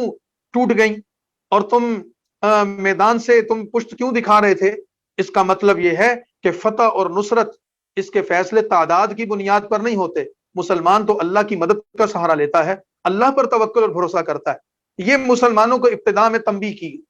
اس تنبیہ کے بعد دوبارہ جب مسلمانوں نے رجوع اللہ کیا، استغفار کیا، رسول اللہ صلی اللہ علیہ وسلم کی ہدایات کے مطابق صف بندی کی، تو اللہ نے اس 28,000 کے ایک بہت بڑے لشکر پر مسلمانوں کو زبردست فتح عطا فرمائی، اور اس فتح کے نتیجے میں یہ مالک بن عوف جو ان کے سردار تھے وہ بھاگ گئے، اور مسلمانوں نے ان کے 6,000 سے زیادہ لوگوں کو قید کیا۔ ان میں مرد بھی تھے، عورتیں بھی تھی، بچے بھی تھے، اور ان کا سارے جانور، ان کا اسلحہ، ان کا سونا، ان کی چاندی اور پتہ نہیں بے شمار غنیمت کا مال تھا جو اللہ تعالیٰ نے مسلمانوں کو عطا فرمایا۔ ان آیات میں اس جنگ کا ذکر کیا گیا، اور ساتھ یہ فرمایا گیا کہ ان لوگوں میں بھی کچھ ایسے لوگ ہیں کہ اگر وہ توبہ کریں اللہ ان کی توبہ کو قبول کرے گا۔ اور پھر ایسا ہی ہوا کہ وہ لوگ جو جنگ کے لیے آئے تھے ان کے بھی بہت سارے لوگ مسلمان ہوئے، اور حتیٰ کہ اس جنگ میں جو کافروں کی سپہ سالاری کرنے والے سردار مالک بن عوف تھے، اللہ نے ان کو بھی اسلام کی دولت سے مالا مال کیا، اور تاریخ اسلام میں ان کو حضرت مالک بن عوف کے نام سے پہچانا اور جانا جاتا ہے، رضی اللہ تعالی عنہ۔ بہت بڑے سردار تھے، اللہ نے پھر ان سے اپنے دین کا بڑا کام لیا۔ تو آیت نمبر 25 سے رکوع نمبر 4 میں جنگ حنین کا کچھ ذکر کیا ہے۔ لقد نصرکم اللہ فی مواطن کثیرۃ، اللہ بہت سے میدانوں میں تو مسلمانوں تمہاری مدد کر چکا ہے۔ ویوم حنین، اور خصوصاً ذرا حنین کے دن کو یاد کرو، اذ اعجبتکم کثرتکم، جب تم اپنی کثرت پر خوش اور فخر کر رہے تھے، فلم تغنی عنکم، پھر وہ تمہاری کثرت اور وہ تمہارا فخر اور خوشی تمہارے کسی کام نہیں آئی۔ وضاقت علیکم الارض، اور تم زمین پر باوجود اپنی وسعت اور فراخی کے وہ زمین تم پر تنگ ہو گئی تھی، یعنی تمہیں ہر طرف سے دشمن کے تیر لگنے لگے۔ ثم ولیتم مدبرین، اور تم پھر کچھ وقت کے لیے پیٹ دکھا کر بھاگ بھی گئے تھے، یعنی کہ دشمن کا اتنا زبردست تم پر حملہ ہوا کہ تم اپنے قدم نہیں جما سکے۔ ثم انزل اللہ سکینتہ، پھر اللہ نے اپنی طرف سے اپنے رسول پر اور ایمان والوں پر تسکین نازل فرمائی، اونگ نازل فرمائی، اطمینان قلب ہوا اور تمہارے اندر جذبات پیدا ہوئے۔ وانزل جنودا لم تروها، اور اللہ نے تمہاری طرف اپنی ایسی فوجیں اتاری جنہیں تم دیکھ نہیں رہے تھے، یعنی کہ اللہ کے فرشتے مدد کے لیے آئے۔ وعذب الذین کفروا، اور اللہ نے پھر اپنی مدد و نصرت سے ان کافروں کو عذاب دیا، یعنی ان کو شکست دی، اور بالآخر کافروں کو یہی سزا ہے۔ ثم یتوب اللہ من بعد ذلک، پھر اس کے بعد اللہ جسے چاہتا ہے توبہ نصیب کرے گا، جیسے کہ ان کافروں میں سے پھر بہت سارے مسلمان ہوئے، اور اللہ بخشنے والا اور مہربان ہے۔ یہ حنین کا ذکر کر کے مشرکین مکہ کو مخاطب ہو کر فرما رہے ہیں، یا ایھا الذین آمنوا، اے ایمان والو، انما المشرکون نجس۔ سورۃ توبہ کے تعارف میں جناب نے بتایا کہ وہ آیات حضرت علی رضی اللہ تعالیٰ نے پڑھ کر سنائی کہ آج کا سال آخری سال ہے، مسلمان اور غیر مسلم دونوں حج میں شریک ہیں، لیکن آج کے بعد اس سرزمین حرم پر کوئی غیر مسلم، کوئی کسی قسم کا کافر جو مشرک ہوگا، بت پرست ہوگا، وہ آج کے بعد جہاں داخل نہیں ہو سکے گا۔ اے ایمان والو، انما المشرکون نجس، بے شک مشرک تو گندے اور ناپاک ہیں، یعنی ان کا عقیدہ ناپاک ہے۔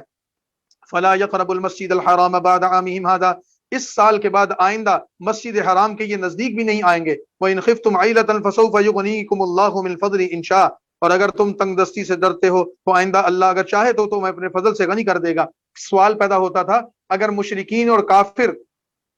ان کو حج کے لیے نہیں آئیں گے تو عرب کے لوگ اور خصوصاً مکہ اور اس کے ارد گرد رہنے والوں کی معیشت کا بہت بڑا انحصار وہ حج کے اس اجتماع پر ہوتا تھا۔ جب لوگ آتے تھے تو تجارت بھی ہوتی تھی، خرید و فروخت بھی ہوتی تھی، تو لوگوں کے دلوں میں خیال پیدا ہوا کہ پھر تو یہ تجارت میں نقصان ہوگا، تو اللہ نے فرما دیا کہ تمہیں اس نقصان کی پرواہ نہیں کرنی چاہیے، اللہ تمہیں متبادل انتظام کر دے گا اور تمہیں غنی کر دے گا، بے شک اللہ جاننے والا اور حکمت والا ہے۔ قاتل الذین لا یؤمنون باللہ ولا بالیوم الآخر، ان لوگوں سے لڑو جو اللہ پر اور آخرت کے دن پر ایمان نہیں لاتے اور نہ اسے حرام جانتے ہیں اور جسے اللہ اور اس کے رسول نے حرام کیا ہے، اور سچا دین قبول نہیں کرتے ان لوگوں میں سے جو اہل کتاب ہیں، یہاں تک کہ ذلیل ہو کر اپنے ہاتھ سے جزیہ دیں۔ یعنی کہ آیت نمبر 29 سے جیسے بتایا تھا کہ غزوہ تبوک کا اس صورت میں بیان ہے، تو غزوہ تبوک کے بیان سے پہلے اللہ تعالیٰ نے کلام کا رخ یہود و نصارہ کی طرف متوجہ کر دیا ہے، اور یہود و نصارہ کے بارے میں یہ فیصلہ فرما دیا یہ بھی سرزمین حرم پر سرزمین عرب پر نہیں رہ سکتے، یا اسلام قبول کر کے مسلمان ہو جائے، اگر مسلمان نہیں ہوتے تو مسلمانوں کی حاکمیت کو تسلیم کر کے جزیہ دیں۔ جزیے سے مراد وہ ٹیکس ہے جو مسلمانوں کی طرف سے، مسلمان حکومت کی طرف سے ایسے کافروں پر رکھا جاتا ہے جو لڑنے کے قابل ہوں، بوڑھے، عورتیں، بچے، معذور، ان پر وہ جزیہ یا ٹیکس نہیں ہوتا۔ جیسے مسلمان زکوٰۃ ادا کرتے ہیں اور اسلامی ریاست ان سے وصول کرتی ہے، اسی طرح اگر اسلامی ریاست قائم ہو تو وہ کفار سے جن کی جان، مال، عزت و آبرو کی حفاظت مسلمانوں کے ذمہ ہوتی ہے، ان سے ٹیکس اور جزیہ وصول کرتے ہیں۔ تو قرآن کریم نے کہا کہ یہود و نصارہ یا تو ایمان لے آئیں یا جزیے کے لیے تیار ہو جائیں، اپنے دین پر رہتے ہوئے امن کے ساتھ رہیں، نہیں تو پھر ان کو بھی جزیرۃ العرب سے نکال دینا چاہیے۔ اور ان یہودی اور عیسائیوں کے جرائم کیا ہیں؟ یہ بھی مشرکوں کی طرح بدعمالیہ کرتے رہے، شرک کرتے رہے۔ مثال کے طور پر وقالت الیہود عزیر ابن اللہ، یہود یہ کہتے تھے کہ عزیر اللہ کے بیٹے ہیں، نعوذ باللہ، اور عیسائی کہتے کہ مسیح عیسیٰ علیہ السلام اللہ کا بیٹے ہیں، ذالک قولہم، یہ ان کے اپنے منہ کی بنائی ہوئی باتیں ہیں، وہ کافروں کی باتیں، وہ کافروں کی طرح یعنی مشرکوں کی طرح یہ باتیں کرنے لگے۔ مشرک فرشتوں کو اللہ کی بیٹیاں کہتے تھے، اور یہ عزیر اور عیسیٰ علیہ السلام کو اللہ کے بیٹے کہتے ہیں۔ قاتلہم اللہ، اللہ انہیں ہلاک و برباد کرے۔ انا یؤفکون، کہ یہ اہل کتاب ہو کر، سمجھدار ہو کر کیسی الٹی الٹی باتیں کر رہے ہیں۔ اتخذوا احبارہم ورہبانہم، انہوں نے اپنے عالموں اور درویشوں کو اللہ کے سوا خدا بنا دیا ہے۔ اللہ کے سوا اپنے عالموں اور درویشوں کو خدا بنانے کا مطلب کیا ہے؟ حضرت عبداللہ بن سلام نے رسول اللہ صلی اللہ علیہ وسلم سے جب پوچھا یا رسول اللہ اس کا کیا مطلب ہے، تو آپ نے فرمایا کہ تمہارے یہود کے علماء وہ حلال اور حرام کا اختیار نہیں رکھتے تھے، جس چیز کو چاہتے تھے حرام کر دیتے تھے، جس چیز کو چاہتے تھے حلال کر دیتے تھے لوگوں کے لیے۔ انہوں نے کہا جی یہ تو کرتے تھے، تو فرمایا کہ یہی تو خدائی ہے، حلال اور حرام کرنے کا اختیار اللہ نے اپنے پاس رکھا ہے۔ اللہ جس کو چاہے، جس چیز کو چاہے حرام کر دے، جس چیز کو چاہے حلال کر دے، اس چیز کا اختیار تو اللہ نے اپنے نبی کو بھی نہیں دیا۔ لیکن تمہارے مذہب کے جو علماء تھے یا تمہارے مذہب کے جو راہب تھے، انہوں نے اپنے پاس حلال اور حرام کا اختیار رکھا اور اس کو ناجائز استعمال کیا۔ اللہ نے اس وجہ سے کہا کہ تم اپنے علماء کو خدا سمجھتے ہو۔ لا الہ الا ہو، اللہ کے سوا کوئی معبود نہیں، وہ ان لوگوں کے شریک مقرر کرنے سے پاک ہے۔ یریدون ان یطفئوا نور اللہ، یہ لوگ چاہتے ہیں کہ اللہ کی روشنی یعنی اس کے دین کو اپنے منہ سے بجھا دیں۔ ویاب اللہ الا ان یتم، اور اللہ اپنی روشنی کو پورا کیے بغیر نہیں رہے گا۔ جیسے کوئی چراغ کو منہ کی ہوا سے بجھا دیتا ہے، ایسے یہ اللہ کے دین کو بجھانا چاہتے ہیں، لیکن اللہ اس دین کو غالب کر کے رہے گا۔ کافر بے شک اس کو ناپسند کرے، اس اللہ نے اپنے رسول کو ہدایت اور سچا دین دے کر بھیجا ہے، لیظہرہ علی الدین کلی، تاکہ اسے سب دینوں پر غالب کرے، اگرچہ مشرک اس کو ناپسند کرتے ہوں۔ یا ایھا الذین آمنوا، اے ایمان والو، بہت سے عالم اور بہت سے فقیر لوگوں کا مال ناحق طریقے سے کھاتے ہیں، یعنی کہ یہودوں اور عیسائیوں میں اور ان کے راہبوں اور عالموں میں یہ مرض تھا کہ وہ غریب لوگوں کا مال کھاتے تھے، دین فروشی کرتے تھے، پیسے لے کر فتوے دیتے تھے۔ یہ لوگوں کا مال ناحق کھاتے ہیں اور اللہ کے راستے سے روکتے ہیں۔ ان لوگوں کو بتا دو جو لوگ سونا اور چاندی جمع کرتے ہیں اور اسے اللہ کے راستے میں خرچ نہیں کرتے، یعنی زکوٰۃ نہیں دیتے، صدقہ نہیں دیتے، بخیل بن کر رہتے ہیں، انہیں دردناک عذاب کی خوشخبری سنا دیجیے۔ یوم یحمى علیہا فی نار جہنم، قیامت کے دن وہ ان کا مال اور ان کا وہ دولت دوزخ کی آگ میں گرم کیا جائے گا، پھر اسے ان کی پیشانیاں اور ان کے پہلو اور ان کی پشتیں داغی جائیں گی، اور ان کو یہ کہا جائے گا ھذا ما کنزتم لانفسکم، یہ وہی مال ہے جو تم نے اپنے لیے جمع کیا اور اس کا اب مزہ چکھو جو تم دنیا میں جمع کر رہے تھے۔ ان عدت الشہور عند اللہ 12 شہرا، آیت نمبر 36 میں مشرکوں کی ایک رسم کی تردید کی۔ مشرکوں کے ہاں یہ بات مانی جاتی تھی کہ 4 مہینے محترم ہیں، رجب، ذی قعد، ذی الحج اور محرم، ان میں جنگ حرام ہے، ان میں لوٹ مار نہیں کرنی چاہیے، امن اور صلح سے رہنا چاہیے۔ لیکن جب کبھی اپنا مطلب ہوتا اور جب کبھی کسی سے لڑنا مقصود ہوتا، کسی کمزور کو دبانا ہوتا، کسی پر حملہ کر کے ان پر لوٹ مار کرنی ہوتی، تو ان مہینوں کے نام تبدیل کر دیتے۔ مثال کے طور پر محرم شروع ہوتا تو کہتے نہیں یہ سفر ہے، پہلے آیا ہے، محرم اس دفعہ بعد میں آئے گا۔ ذی قعد اور ذی الحج آتے تو کہتے نہیں یہ ربیع الاول اور ربیع ثانی ہیں، ذی قعد اور ذی الحج بعد میں آئیں گے۔ اسی طرح اگر کوئی موسم مناسب نہ ہوتا تو یہ حج کے مہینے کو جو ذی الحج میں ہوتا تھا حج، اس کو تبدیل کر کے کسی اور مہینے میں لے جاتے۔ تو اللہ تعالیٰ نے فرمایا کہ یہ جاہلیت کی رسم ہے، یہ ایک مہینے کو دوسرے سے تبدیل کرتے ہیں، یہ اپنے آپ کو دھوکہ دیتے ہیں۔ اللہ کے ہاں مہینے زمین و آسمان کی تخلیق کے دن سے متعین ہیں، وہ اسی طرح متعین ہیں اور اسی طرح چلتے رہیں گے، ان کے الٹ پلٹ کرنے سے مہینے الٹ پلٹ نہیں ہو سکتے۔ ان عدت الشہور عند اللہ، بے شک اللہ کے ہاں مہینوں کی گنتی 12 مہینے ہیں۔ اللہ کی کتاب میں جس دن سے اللہ نے زمین و آسمان پیدا کیے ہیں، ان میں سے 4 عزت والے مہینے محترم ہیں، متعین ہیں، اور کل 12 مہینے ہیں۔ یہی سیدھا راستہ ہے۔ فلا تظلموا فیہن، ان میں اپنے اوپر ظلم نہ کرو، اور تم سب مشرکوں سے لڑو جیسے وہ سب تم سے لڑتے ہیں۔ وَاعْلَمُوا، اور مسلمانوں اس قتال کے معاملات میں تمہیں ڈرنے کی ضرورت نہیں، اللہ پرہیزگاروں کے ساتھ ہے۔ انما النسیء زیادۃ الفکر، یہ مہینوں کا ہٹا دینا اور تبدیل کر دینا یہ ان کے کفر میں اور ترقی کرتا ہے، اس سے کافر گمراہی میں پڑ جاتے ہیں۔ اس مہینے کو ایک برس تو حلال کر لیتے ہیں اور اسی مہینوں کو دوسرے سال میں اس کو حرام سمجھنے لگتے ہیں۔ لیواتوا عدۃ ما حرم اللہ، تاکہ ان مہینوں کی گنتی پوری کر لیں جنہیں اللہ نے عزت دی ہے، اور پھر حلال کر لیتے ہیں اس چیز کو جو اللہ نے حرام کیا ہے۔ ان کے برے اعمال انہیں اچھے دکھائی دے رہے ہیں، لیکن ان کو یاد رکھنا چاہیے یہ کافر ہیں اور کافروں کو اللہ ہدایت نہیں دیتا۔ آیت نمبر 38 سے غزوہ تبوک کا تذکرہ شروع ہو گیا اور اس صورت کے آخر تک اسی کا تقریباً بیان چلے گا۔ جیسے میں نے عرض کیا کہ نبی پاک صلی اللہ علیہ وسلم جب مکہ اور حنین کی جنگ سے فارغ ہو کر مدینہ گئے تھے تو آپ صلی اللہ علیہ وسلم کو یہ اطلاع ملی کہ سلطنت روم کا بادشاہ ہرقل روم، جو عیسائی مذہب پر سے تعلق رکھتا تھا اور اس کی سلطنت میں کچھ یہودی بھی آباد تھے، ان کی ایک بڑی تعداد مسلمانوں سے مقابلہ کرنے کے لیے، آپ صلی اللہ علیہ وسلم سے مقابلہ کرنے کے لیے جنگ کی تیاری کر رہی، اور اس جنگ کی تیاری کے لیے انہوں نے بہت بڑا لشکر تیار کر رکھا ہے،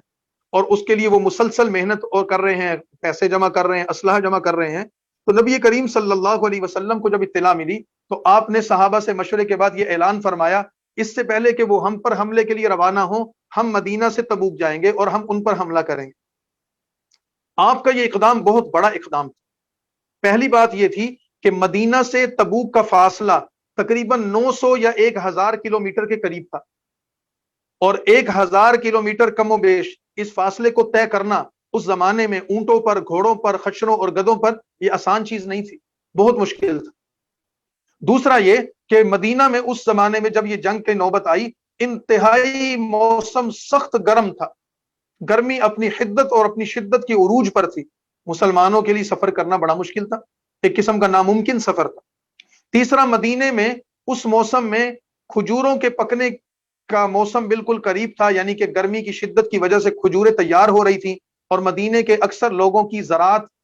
مدینے کی اکثر لوگوں کی معیشت کا انحصار، آمدن کا انحصار ان باغات پر، دونوں خرچ کے معاملات اس فصل کی بنیاد پر کرتے تھے، اور وہ فصل تیار ہونے والی تھی۔ اور جب فصلیں تیار ہونے کے قریب ہوتی ہیں تو زرعی پیشہ لوگ اس بات کو سمجھتے ہیں کہ ان کی جمع پونجی ساری خرچ ہو چکی ہوتی ہے، اور وہ آنے والے سال کے آمدن و خرچ اور ضروریات کے لیے اس فصل کے پکنے کا انتظار کر رہے ہوتے ہیں، خالی ہاتھ بیٹھے ہوتے ہیں کہ فصل آئے گی تو پھر فلاں کام کریں گے، فلاں کام کریں گے، تو ان کے پاس مالی ضروریات کی وسعت نہیں ہوتی جب تک کہ فصل پک کر تیار نہ ہو جائے۔ تو مسلمانوں کی حالت بھی ایسے ہی تھی، نہ جانے کے لیے سواریاں تھیں، نہ اسلحہ تھا، نہ ہی کوئی بڑی تیاری کر رکھی تھی،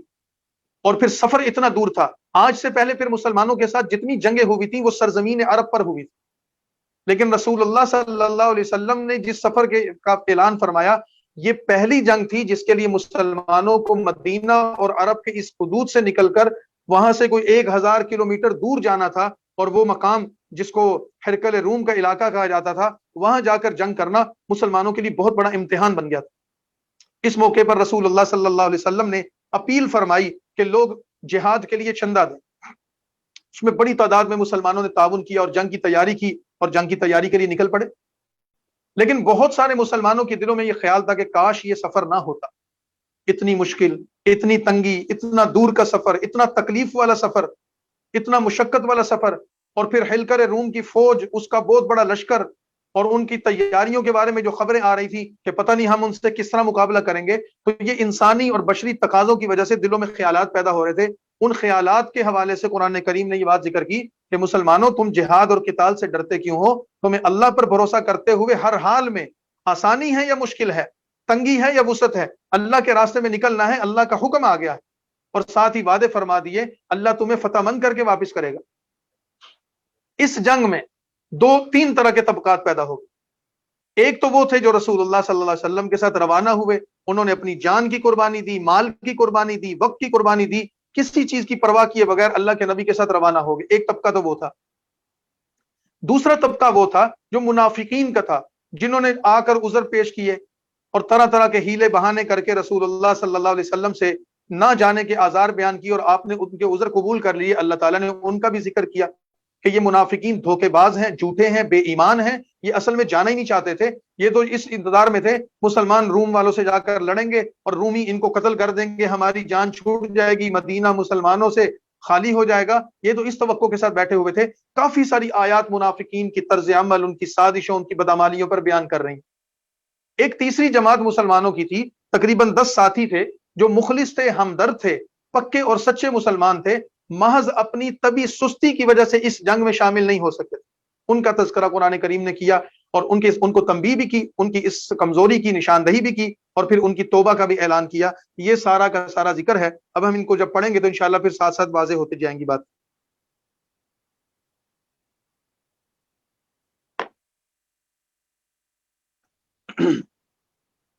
یا ایھا الذین آمنوا، آیت نمبر 38 سے، رکوع نمبر 6 سے، یا ایھا الذین آمنوا ما لکم اذا قیل لکم انفروا فی سبیل اللہ، اے ایمان والو تمہیں کیا ہو گیا ہے جب تمہیں کہا جاتا ہے کہ اللہ کے راستے میں جہاد کے لیے نکلو تو تم زمین میں گر جاتے ہو؟ ارضیتم بالحیات الدنیا من الآخرہ، کیا تم آخرت کو چھوڑ کر دنیا کی زندگی پر خوش ہو گئے ہو؟ دنیا کی زندگی کا فائدہ تو آخرت کے مقابلے میں بہت ہی کم ہے۔ الا تنفروا يعذبكم عذابا علیما، اگر تم نہیں نکلو گے تو اللہ تمہیں جہاد اور قتال نہ کرنے کی وجہ سے دردناک عذاب میں مبتلا کر دے گا۔ دنیا کا عذاب یہ ہوگا کہ کافر تم پر مسلط ہو جائیں گے، اور آخرت کا عذاب الگ ہے۔ وَيَسْتَبْدِلْ قَوْمًا غَيْرَكُمْ، اور تمہاری جگہ اللہ اور لوگ پیدا کرے گا، اور تم اسے اللہ کو کوئی نقصان نہیں پہنچا سکتے، اور اللہ ہر چیز پر قادر ہے۔ اور جو مسلمانوں کے دل میں وہم یا خیال تھا کہ اس جنگ میں نکلنے کی وجہ سے ہم مقابلہ کیسے کریں گے، وسائل تو بالکل موجود ہی نہیں، اتنی لمبی طویل مسافت طے کر کے اتنے بڑے دشمن کا مقابلہ کیسے ہوگا، تو اللہ نے ایک واقعہ کی طرف اشارہ کیا کہ اس وقت کو یاد کرو کہ جب تمہارے نبی حضرت محمد صلی اللہ علیہ وسلم محض ایک ساتھی کے ساتھ مکہ سے نکلے تھے اور ہجرت کر رہے تھے، اور سارا مکہ آپ کے قتل کرنے کے ارادے سے تلواریں ہاتھ میں لیے پھر رہا تھا۔ مکہ کے لوگ ایک دوسرے کے سپورٹر بنے ہوئے تھے، آپ کے گھر کے ارد گرد حصار کر کے فیصلہ کن، یعنی کہ قتل کا فیصلہ کر کے آج رات ہم اس نبی کو نعوذ باللہ قتل کر دیں گے، اس لیے مورچہ کیے ہوئے تھے۔ لیکن اللہ تعالیٰ نے اپنے نبی کو اپنے ساتھی یعنی حضرت ابوبکر صدیق رضی اللہ تعالیٰ عنہ کے ساتھ نکالا، اور آپ صلی اللہ علیہ وسلم وہاں مکہ کی تاریکیوں سے نکل کر سفر کرتے ہوئے مدینہ پہنچے، تو آپ کی کس نے حفاظت فرمائی، مدد کس نے فرمائی؟ اللہ نے فرمائی۔ اور پھر جب رسول اللہ صلی اللہ علیہ وسلم مکہ سے روانہ ہوئے تھے، ہجرت کا واقعہ مشہور ہے، آپ کے ساتھ حضرت ابوبکر رضی اللہ تعالیٰ عنہ تھے۔ حضور صلی اللہ علیہ وسلم اپنے گھر سے نکلے، اللہ تعالیٰ نے آپ کی حفاظت فرمائی، کافروں کی آنکھوں پر ایسا پردہ پڑا کہ آپ ان کے آنکھوں کے سامنے سے گزر کے وہ دیکھ ہی نہیں سکے، اور آپ 3 دن تک غار سور میں روپوش رہے تھے، اور کافر آپ کے نقش پا کو، پاؤں کے نشانات کو ڈھونڈتے ہوئے، جو کھوجی قسم کے لوگ تھے، وہ غار کے کنارے پر پہنچ گئے تھے، غار کے سامنے پہنچ گئے تھے۔ لیکن اللہ نے آپ کی مدد یہ فرمائی کہ اسی موقع پر غار کے منہ پر ایک مکڑی نے جالا تن دیا، اور غار کے دروازے کے باہر یا اس کے کنارے کے باہر ایک کبوتری نے انڈے دے دیے، اور جب وہ کافر آئے اور وہ آپ کے نشانات کو دیکھتے ہوئے وہاں پہنچ چکے تھے، اور تھوڑا سا جھکتے غار کے اندر دیکھتے تو حضور علیہ السلام اور حضرت ابو بکر ان کو نظر آ جاتے، لیکن اللہ نے مدد فرمائی اور وہ بغیر کسی کامیابی کے واپس ہوئے۔ اور اس موقع پر حضرت ابو بکر پر گھبراہٹ طاری ہوئی کہ شاید یہ کافر ہمیں دیکھ لیں تو ہمیں نقصان پہنچائیں یا اللہ کے نبی کو نقصان پہنچائیں۔ تو اللہ کے نبی نے اس وقت وہ جملہ ارشاد فرمایا تھا حضرت ابو بکر کو کہہ کر، لا تحزن ان اللہ معنا، کہ تمہیں ڈرنے کی ضرورت نہیں، اللہ ہمارے ساتھ ہے۔ اللہ فرماتے ہیں کہ ابو بکر کے سینے پر ہم نے دل پر سکینت نازل فرمائی اور ان کے ڈر یا ان کی گھبراہٹ کو دور کر دیا۔ یہ ساری مدد کس نے کی تھی؟ اللہ نے کی تھی۔ جس اللہ نے تمہیں پہلے مدد کر کے کافروں سے بچایا، وہ اللہ اب بھی تمہارا مددگار ہے۔ تو یہ فرمایا اللہ تنصروہ، اگر تم مسلمان اللہ کے رسول کی مدد نہیں کرو گے تو اس کی اللہ نے تو پہلے ہی مدد کی ہے، اور اللہ ہمیشہ اس رسول کی مدد کرے گا۔ مثال کے طور پر اذ اخرجہ الذین کفروا، اس وقت کو یاد کرو جب اس نبی کو کافروں نے اس کے وطن سے نکالا تھا، اور وہ دو ساتھی تھے، ایک نبی تھے اور دوسرے ان کے ساتھی یعنی حضرت ابو بکر تھے۔ اذ ہما فی الغار، جب وہ دونوں غار میں چھپے ہوئے تھے، جب وہ اپنے ساتھی سے نبی صلی اللہ علیہ وسلم کہہ رہے تھے لا تحزن ان اللہ معنا، آپ غم نہ کیجئے، بے شک اللہ ہمارے ساتھ ہے۔ فانزل اللہ سکینتہ علیہ، پھر اللہ تعالیٰ نے اپنی طرف سے حضرت ابو بکر کے دل پر سکینت اتاری، اطمینان اتارا، اور اللہ نے اس کی مدد کی، اور وہ فوجیں بھیجی تم اپنی آنکھوں سے دیکھ نہیں رہے تھے، اور کافروں کی بات کو اللہ نے ذلیل اور پست کر دیا۔ وکلمۃ اللہ ہی العلیٰ، اور اصل بات تو اللہ کی بلند ہے، اور اللہ زبردست اور حکمت والا ہے۔ تو مسلمانوں ہر حال میں نکلو، انفروا خفافا وثقالا، تم ہلکے ہو یا بوجھل ہو، تم کمزور ہو یا طاقتور ہو، یا تم آسانی میں ہو یا تم تنگی میں ہو، تمہیں ہر حال میں اپنے مالوں اور اپنی جانوں سے اللہ کے راستے میں لڑنا ہے، یہ تمہارے حق میں بہتر ہے اگر تم سمجھتے ہو۔ لو کان عرضا قریبا وسفرا قاصدا، اگر مال غنیمت تمہارے نزدیک ہوتا اور سفر بھی بڑا آسان ہوتا تو اے نبی صلی اللہ علیہ وسلم، یہ جو کچھ لوگ گھبرا رہے ہیں وہ اس سفر کی مشقت کی کمی اور مال غنیمت کی وسعت کو دیکھ کر آپ کے ساتھ ضرور چل پڑتے، لیکن ولکن بعدت علیہم الشقہ، لیکن انہیں مسافت لمبی نظر آ رہی ہے،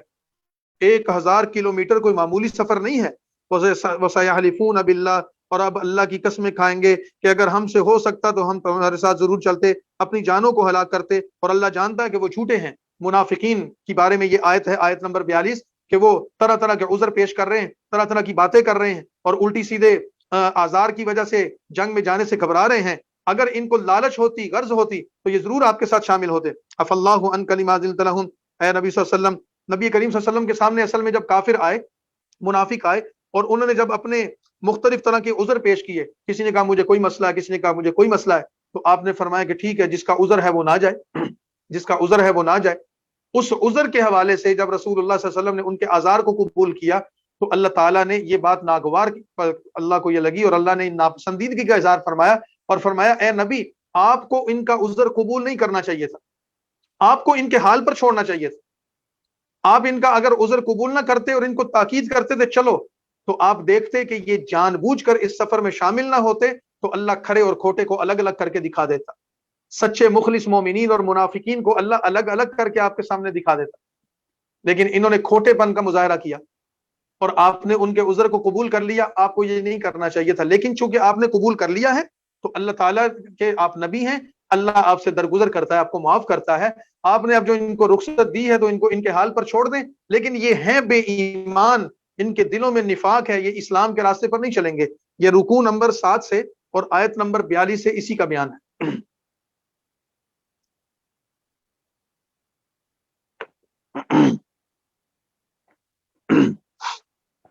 تو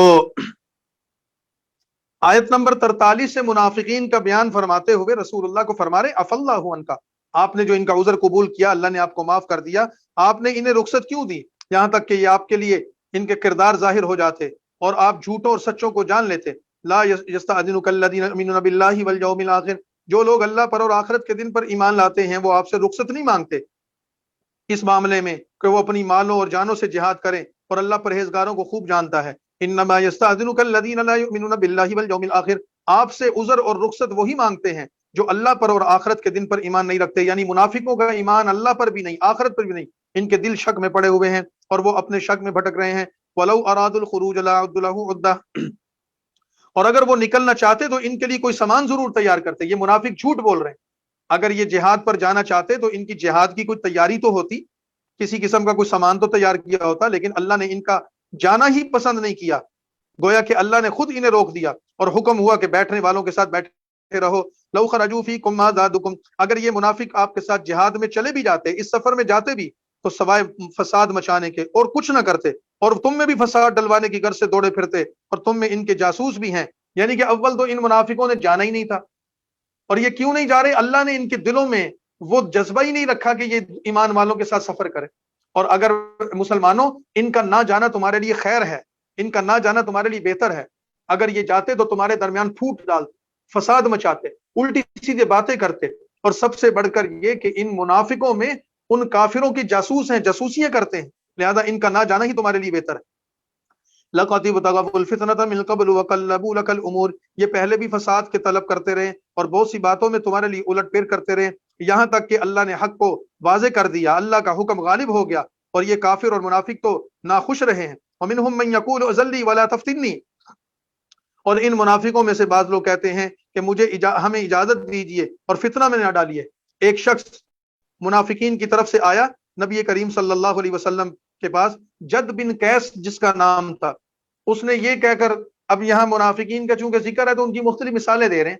اللہ تعالیٰ فرماتے ہیں ایک شخص نے آ کر یہ عذر پیش کیا کہ آپ ہمیں روم کے مقابلے میں لڑائی کے لیے لے جا رہے ہیں، اور ہم نے سنا ہے کہ روم کی عورتیں بڑی خوبصورت ہوتی ہیں، اور میں عورتوں کے معاملے میں کمزور واقع ہوا ہوں، خوبصورت عورتوں کو دیکھوں گا تو کمزوری اور فتنے میں پڑ جاؤں گا، لہذا آپ سے درخواست کرتا ہوں کہ مجھے فتنے میں نہ ڈالیے اور گھر چھوڑ دیجیے۔ تو اللہ کے نبی نے فرمایا کہ تم جیسے بہتر سمجھتے ہو کر لو، ٹھیک ہے نہیں جانا۔ تو اس کا ذکر کیا کہ ان میں سے بعض لوگ کہتے ہیں، ایک بندہ آیا اور کہتا ہے کہ مجھے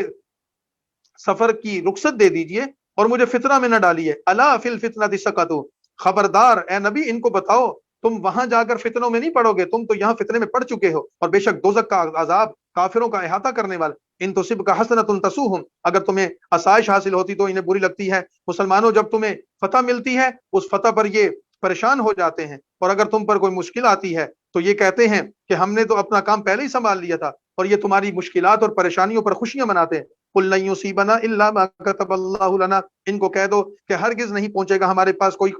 جو کچھ آئے گا وہ اللہ کی طرف سے ہمارے لیے لکھا ہوا ہے۔ ہوا مولانا، اللہ ہمارا کارساز ہے، ہم اللہ پر توکل کرتے ہیں۔ قل هل تربصون بنا الا احدى الحسنيين، اے نبی ان کو کہہ دیجئے تم ہمارے حق میں دو بھلائیوں میں سے ایک کے منتظر رہو، یعنی کہ ہم میدان جہاد میں جا رہے ہیں، دو کامیابیوں میں سے ایک ملے گی، یا تو فتح مند ہو کر لوٹیں گے یا ہم شہید ہو کر لوٹیں گے۔ قل هل تربصون بنا الا احدى الحسنيين، اے نبی ان کو کہہ دیجئے تم ہمارے حق میں دو بھلائیوں میں سے ایک کے منتظر رہو، ہم تمہارے حق میں اس بات کے منتظر ہیں کہ اللہ اپنے ہاں سے تم پر کوئی عذاب نازل کرے، اللہ اس جنگ میں یا ہمیں فتح دے گا یا شہادت دے گا، لیکن تمہیں اللہ عذاب میں مبتلا کرے گا، یہ ہمارے ہاتھوں سے براہ راست آسمان سے کوئی عذاب اترے گا تو تم اس میں ہلاک ہو جاؤ گے، یا مسلمانوں سے اللہ تعالیٰ تمہارا فیصلہ کروا دے گا۔ فتربصوا انا معکم، تم انتظار کرو، تم بھی انتظار کرو اور ہم بھی انتظار کرتے ہیں اللہ کے فیصلے کا۔ قل انفقوا طوعا او کرها لن يتقبل منکم، ان کو کہہ دیجئے تم اللہ کے راستے میں خوشی سے خرچ کرو یا ناخوشی سے، تم سے کسی بھی مال کو اللہ قبول نہیں کرے گا، یعنی تمہارا مال تمہارے لیے کوئی نفع نہیں دے گا، بے شک تم نافرمان لوگ ہو۔ وما منعهم ان تقبل منهم نفقاتهم، اور ان کے خرچ کے قبول ہونے سے کوئی چیز رکاوٹ نہیں ہوتی سوائے اس کے، یعنی اللہ ان کے مال کو قبول کیوں نہیں کرتا؟ اس وجہ سے کہ انہوں نے اللہ اور اس کے رسول سے کفر کیا، یہ نماز میں سستی کرتے ہیں اور ناخوش ہو کر خرچ کرتے ہیں، یعنی دل سے خرچ نہیں کرتے بلکہ مجبوراً ریاکاری کے طور پر تنگ آ کر خرچ کرتے ہیں۔ فلا تعجبک اموالہم، اور اے نبی صلی اللہ علیہ وسلم آپ اور آپ کے ساتھی ان منافقوں کے مال اور ان کی اولاد کے معاملے میں متعجب نہ ہوں، ان پر رشک یا تعجب کرنے کی ضرورت نہیں، اللہ یہی چاہتا ہے کہ ان چیزوں کی وجہ سے دنیا کی زندگی میں انہیں عذاب دے۔ ان کے پاس جو مال و دولت، یہ قلعے موجود ہیں، یہ مال و اسباب موجود ہیں، یہ ان کے عذاب میں ترقی کا ذریعہ بن رہے ہیں، اور اللہ ان کو کفر کی حالت میں ان کی جالیں نکلیں گی۔ وَيَحْلِفُونَ بِاللَّهِ إِنَّهُمْ لَمِنْكُمْ، اور اللہ کی قسمیں جھوٹی کھاتے ہیں کہ بے شک وہ تم میں سے ہیں، یہ قسم کھا کر کہتے ہیں اللہ کی قسم ہم سچے مسلمان، ہم تمہارے ساتھی اور ہمدرد ہیں۔ وَمَا هُمْ مِنْكُمْ، حالانکہ وہ تم میں مسلمانوں میں شامل نہیں، لیکن وہ اس بات کا اظہار کرتے ہوئے کہ ہم مسلمان نہیں، ڈرتے ہیں، کیونکہ منافق جو ہوتا ہے وہ بزدل ہوتا ہے۔ لو یجدون ملجأ او مغارات، اگر وہ کوئی اپنی پناہ کی جگہ یا غار یا غصنے کی جگہ دیکھتے تو دوڑتے ہوئے ادھر چلے جائیں. ومنہم من یلمزک فی الصدقات، اور بعض ان منافقوں میں سے وہ ہیں جو خیرات بانٹنے میں آپ صلی اللہ علیہ وسلم کو تانے دیتے ہیں. نبی پاک صلی اللہ علیہ وسلم کے پاس جو خیرات صدقات کا مال آتا، آپ اس کو غریبوں میں فقراء میں تقسیم فرماتے تھے. تو منافقین کے ایک طبقے کا ذکر ہے جو رسول اللہ صلی اللہ علیہ وسلم کے مال کی تقسیم کرنے پر اعتراض اٹھاتے، نعوذ باللہ، یہ کہتے آپ نے انصاف سے تقسیم نہیں کیا. ان کی اس بکواس اور ان کی اس گستاخی کا جواب ہے. ان میں سے کچھ لوگ وہ ہیں جو خیرات اور صدقات کی تقسیم میں آپ کو تانے دیتے ہیں، اگر انہیں اس میں سے مل جائے تو راضی ہوتے ہیں، اور اگر نہ ملے تو فوراً ناراض ہو جاتے ہیں، کیونکہ مطلب پرست ہو جائیں. وَلَوْ أَنَّهُمْ رَضَوْا مَا آتَاهُمُ اللَّهُ وَرَسُولُهُ، اور کیا یہ اچھا ہوتا وہ اگر اسی چیز پر راضی ہو جاتے جو اللہ اور اس کے رسول نے انہیں دیا، اور وہ یہ کہتے حسبنا اللہ، ہمیں اللہ کافی ہے، اللہ ہمیں اپنے فضل سے دے گا اور اس کا رسول اپنے فضل سے ہمیں عطا کرے گا، ہم اللہ ہی کی طرف رغبت کرنے والے. اور یاد رکھیے، مالوں کی تقسیم رسول اللہ اپنی مرضی سے نہیں کرتے، بلکہ بتا دیا کہ صدقات یعنی زکوٰۃ اور صدقات کے مستحق کون لوگ ہیں. 8 لوگ اس کے مستحق ہیں. انما الصدقات للفقراء والمساکین، بے شک زکوٰۃ اللہ کی طرف سے مفلسوں اور محتاجوں اور اس زکوٰۃ کے معاملات کا کام کرنے والے ان حقدار لوگوں کو، اور اسی طرح والمؤلفۃ قلوبہم، اور اسی طرح جو نو مسلم ہیں یا جو اسلام کی طرف مائل ہیں ان کی دلجوئی کرنے والوں کو، اور غلاموں کی گردنیں آزاد کرنے والوں کو اور کروانے کے لیے، اور مقروض کو زکوٰۃ دینی ہے. وفی سبیل اللہ، اور اللہ کے راستے میں جہاد کرنے والے اور دین کی خدمت کرنے والے، وابن السبیل، اور مسافر کو زکوٰۃ دینی. یہ 8 قسم کے مصارف آیت نمبر 60 میں بیان کیے گئے ہیں کہ زکوٰۃ صرف ان کو دی جا سکتی ہے، اس کے علاوہ کسی کو نہیں دی جا سکتی. اب اس زکوٰۃ کی شرائط کیا ہیں، کی تفصیلات کیا ہیں، جزیات کیا ہیں، یہ علماء سے پوچھی جا سکتی. وَمِنْهُمُ الَّذِينَ يُؤْذُونَ النَّبِيَّ وَيَقُولُونَ هُوَ أُذُنٌ، اور ان منافقین میں سے کچھ شخص ایسے بھی ہیں جو نبی صلی اللہ علیہ وسلم کو تکلیف دیتے ہیں اور یہ کہتے ہیں کہ یہ شخص نیرا کان ہے. نبی پاک صلی اللہ علیہ وسلم کی عادت مبارکہ تھی، آپ کے پاس کوئی بھی شخص آتا، کسی بھی قسم کی بات کرتا، آپ اس کی بات کو تحمل سے سنتے، مناسب سمجھتے تو جواب دیتے، مناسب نہ سمجھتے تو خاموش رہتے. تو منافق الٹی سیدھی باتیں، سازشیں اور طرح طرح کے معاملات حضور کے کان میں ڈالتے رہتے تھے. حضور صلی اللہ علیہ وسلم کی خدمت میں طرح طرح کی باتیں الٹی سیدھی پیش کرتے رہتے تھے. آپ تحمل سے، بردباری سے سنتے تھے، کیونکہ آپ کی عادت مبارکہ تھی. آپ ہر شخص کی، چاہے وہ اچھا ہوتا یا برا، سچا ہوتا یا جھوٹا، اس کی بات کو توجہ سے سنتے تھے. یہ آپ کی عادت مبارکہ تھی. تو آپ کی اس عادت مبارکہ اور آپ کی اس مشفقانہ عادت پر منافقین نے نعوذ باللہ یہ گستاخانہ کلمہ کہا، آپ تو نرے کان ہیں. نرے کان ہونے کا مطلب جس کو اردو میں کہتے ہیں کانوں کے کچے ہیں، نعوذ باللہ من ذالک. کانوں میں کچا ہونے کا مطلب کہ آپ ہر ایک کی سن لیتے ہیں. تو اللہ تعالیٰ نے فرمایا کہ ہمارا پیغمبر شفقت اور محبت کی وجہ سے ہر شخص کو عزت اور احترام دیتا ہے. اس کا مطلب یہ نہیں ہے کہ ہر سچی اور جھوٹی بات کو بغیر کسی تمیز کے یقین کر لیتا ہے. تو ان کے اس طعن کا جواب دیتے ہوئے قل اذن خیر لکم، ان کو کہہ دو کہ جو رسول اللہ کو کچے کان والا کہہ رہے ہیں وہ کان تمہاری بھلائی کے لیے ہے. اللہ پر یقین رکھتا ہے اور مسلمانوں کی بات کا یقین کرتا ہے. ورحمۃ للذین آمنوا منکم، اللہ کے نبی کا وجود تم میں سے ایمان والوں کے لیے باعث رحمت ہے. والذین یؤذون رسول اللہ، لیکن یاد رکھو جو اللہ کے نبی کا مذاق اڑا رہا ہے، ان کو تکلیف دے رہا ہے، اللہ تعالیٰ کے ہاں اس کے لیے عذاب ہے. یحلفون باللہ لکم، اس کو دردناک عذاب دیا جائے گا. تمہارے سامنے یہ منافق اللہ کی قسمیں کھاتے ہیں تاکہ تمہیں راضی کریں، اور اللہ اور اس کے رسول کو راضی کرنا بہت ضروری ہے اگر وہ ایمان رکھتے. یعنی کہ آ کر قسمیں کھاتے ہیں لیکن عمل نہیں کرتے. الم یعلموا انہ من یحادد اللہ، کیا وہ یہ بات نہیں جانتے جو شخص اللہ اور اس کے رسول کا مقابلہ کرتا ہے اس کے لیے دوزخ کی آگ ہے، اس میں وہ ہمیشہ رہے گا اور وہ ذلت والا عذاب ہے. یحذر المنافقون ان تنزل علیہم، منافق اس بات سے ڈرتے ہیں کہ مسلمانوں پر کوئی ایسی صورت نازل ہو، کوئی وہ انہیں بتا دے جو منافقوں کے دلوں میں ہے. یعنی یہ منافق اپنے ان تمام کی تمام شرارتوں کے باوجود ڈرتے رہتے ہیں کہ ہمارے دل کے حال، ہمارے کردار اور ہمارے کرتوت مسلمانوں کو اللہ تعالیٰ وحی کے ذریعے نہ بتا دے. قل استہزئوا، مسلمانوں اے نبی صلی اللہ علیہ وسلم ان کو کہیے تم ہنسی مذاق کیے جاؤ، جس بات سے تم ڈرتے ہو اللہ تمہارے نفاق اور تمہاری سازشوں اور تمہارے اس منصوبوں کو، ان خفیہ چیزوں کو ضرور ظاہر کرے گا. وَلَئِن سَأَلْتَهُمْ لَيَقُولُنَّ إِنَّمَا كُنَّا نَخُوضُ وَنَلْعَبُ، اور اگر تم ان سے دریافت کرو تو کہیں گے ہم تو ویسے ہی بات چیت کر رہے تھے، دل لگی کر رہے تھے. جب یہ استہزاء، مذاق اور طنز کرتے تو مسلمان ان سے ڈانٹ ڈپٹ کر کے کہ یہ کیا بے شرمی کر رہے ہو، کیا الٹے سیدھے کام کر رہے ہو، کہتے کہ جی ہم تو ویسے ہی گپ شپ کر رہے تھے، ہمارا مقصد کسی کی توہین تھوڑی تھا. تو یہ ساری منافقین کی علامات ہیں. ان کو کہہ دو کیا اللہ سے اور اس کی آیتوں سے اور اس کی رسول اس کے رسول کی اللہ سے اور اس کی آیتوں سے اور اس کے رسول سے تم ہنسی مذاق کرتے ہو؟ لا تعتذروا قد کفرتم بعد ایمانکم، بہانے مت ملاؤ، ایمان لانے کے بعد، زبان سے کلمہ پڑھنے کے بعد در حقیقت تم پھر کافر ہو چکے ہو۔ اگر ہم تم میں سے بعض کو معاف کر دیں تو بعض کو عذاب بھی دیں گے، کیونکہ وہ گناہ کرتے رہے۔ المنافقون والمنافقات بعض من بعض، بے شک منافق مرد اور منافق عورتیں ایک دوسرے کے ہم جنس ہیں، یعنی کہ وہ بالکل ان میں کوئی فرق نہیں ہے، ان کی عورتیں ہیں یا مرد سب ایک جیسے ہیں، برے کاموں کا حکم کرتے ہیں، نیک کاموں سے منع کرتے ہیں۔ اور وَيَقْبِضُونَ أَيْدِيَهُمْ، اور یہ کنجوس ہیں، بخل کرتے ہیں، وہ اللہ کو بھول گئے، اللہ نے بھی انہیں بھلا دیا، بے شک منافق ہمیشہ نافرمان ہیں۔ وعد اللہ المنافقین والمنافقات، یہ منافقین نے جو کرتوتے اور جو کچھ کیا ہے، اللہ نے منافق مردوں اور منافق عورتوں اور اللہ نے منافق مردوں اور منافق عورتوں سے اس بات کا وعدہ کر لیا، یعنی اعلان کر لیا، اور کافروں سے اس بات کا وعدہ یعنی اعلان کر دیا کہ ان کو دوزخ کی آگ میں ڈالے گا، اس میں پڑے رہیں گے اور وہ آگ ان کو کافی ہوگی۔ اللہ نے ان پر لعنت کی ہے، ان کے لیے دردناک عذاب ہے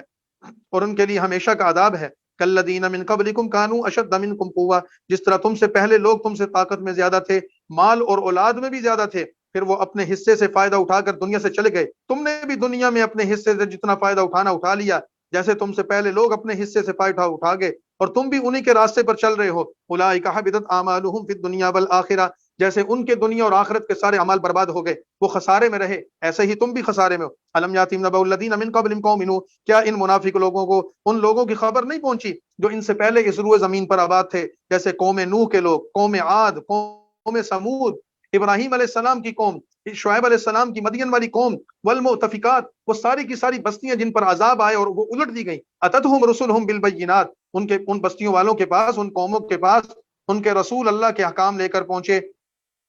لیکن اللہ تعالیٰ کی ذات ایسی نہیں کہ ان پر ظلم کرتی، انہوں نے خود اپنے اعمال کی وجہ سے ہم پر ظلم کیا۔ لیکن یہاں منافقین کے ساتھ ایمان والوں کا تذکرہ کر دیا، والمؤمنون والمؤمنات بعضهم اولیاء بعض، ایمان والے مرد اور ایمان والی عورتیں ایک دوسرے کے مددگار ہیں، نیکی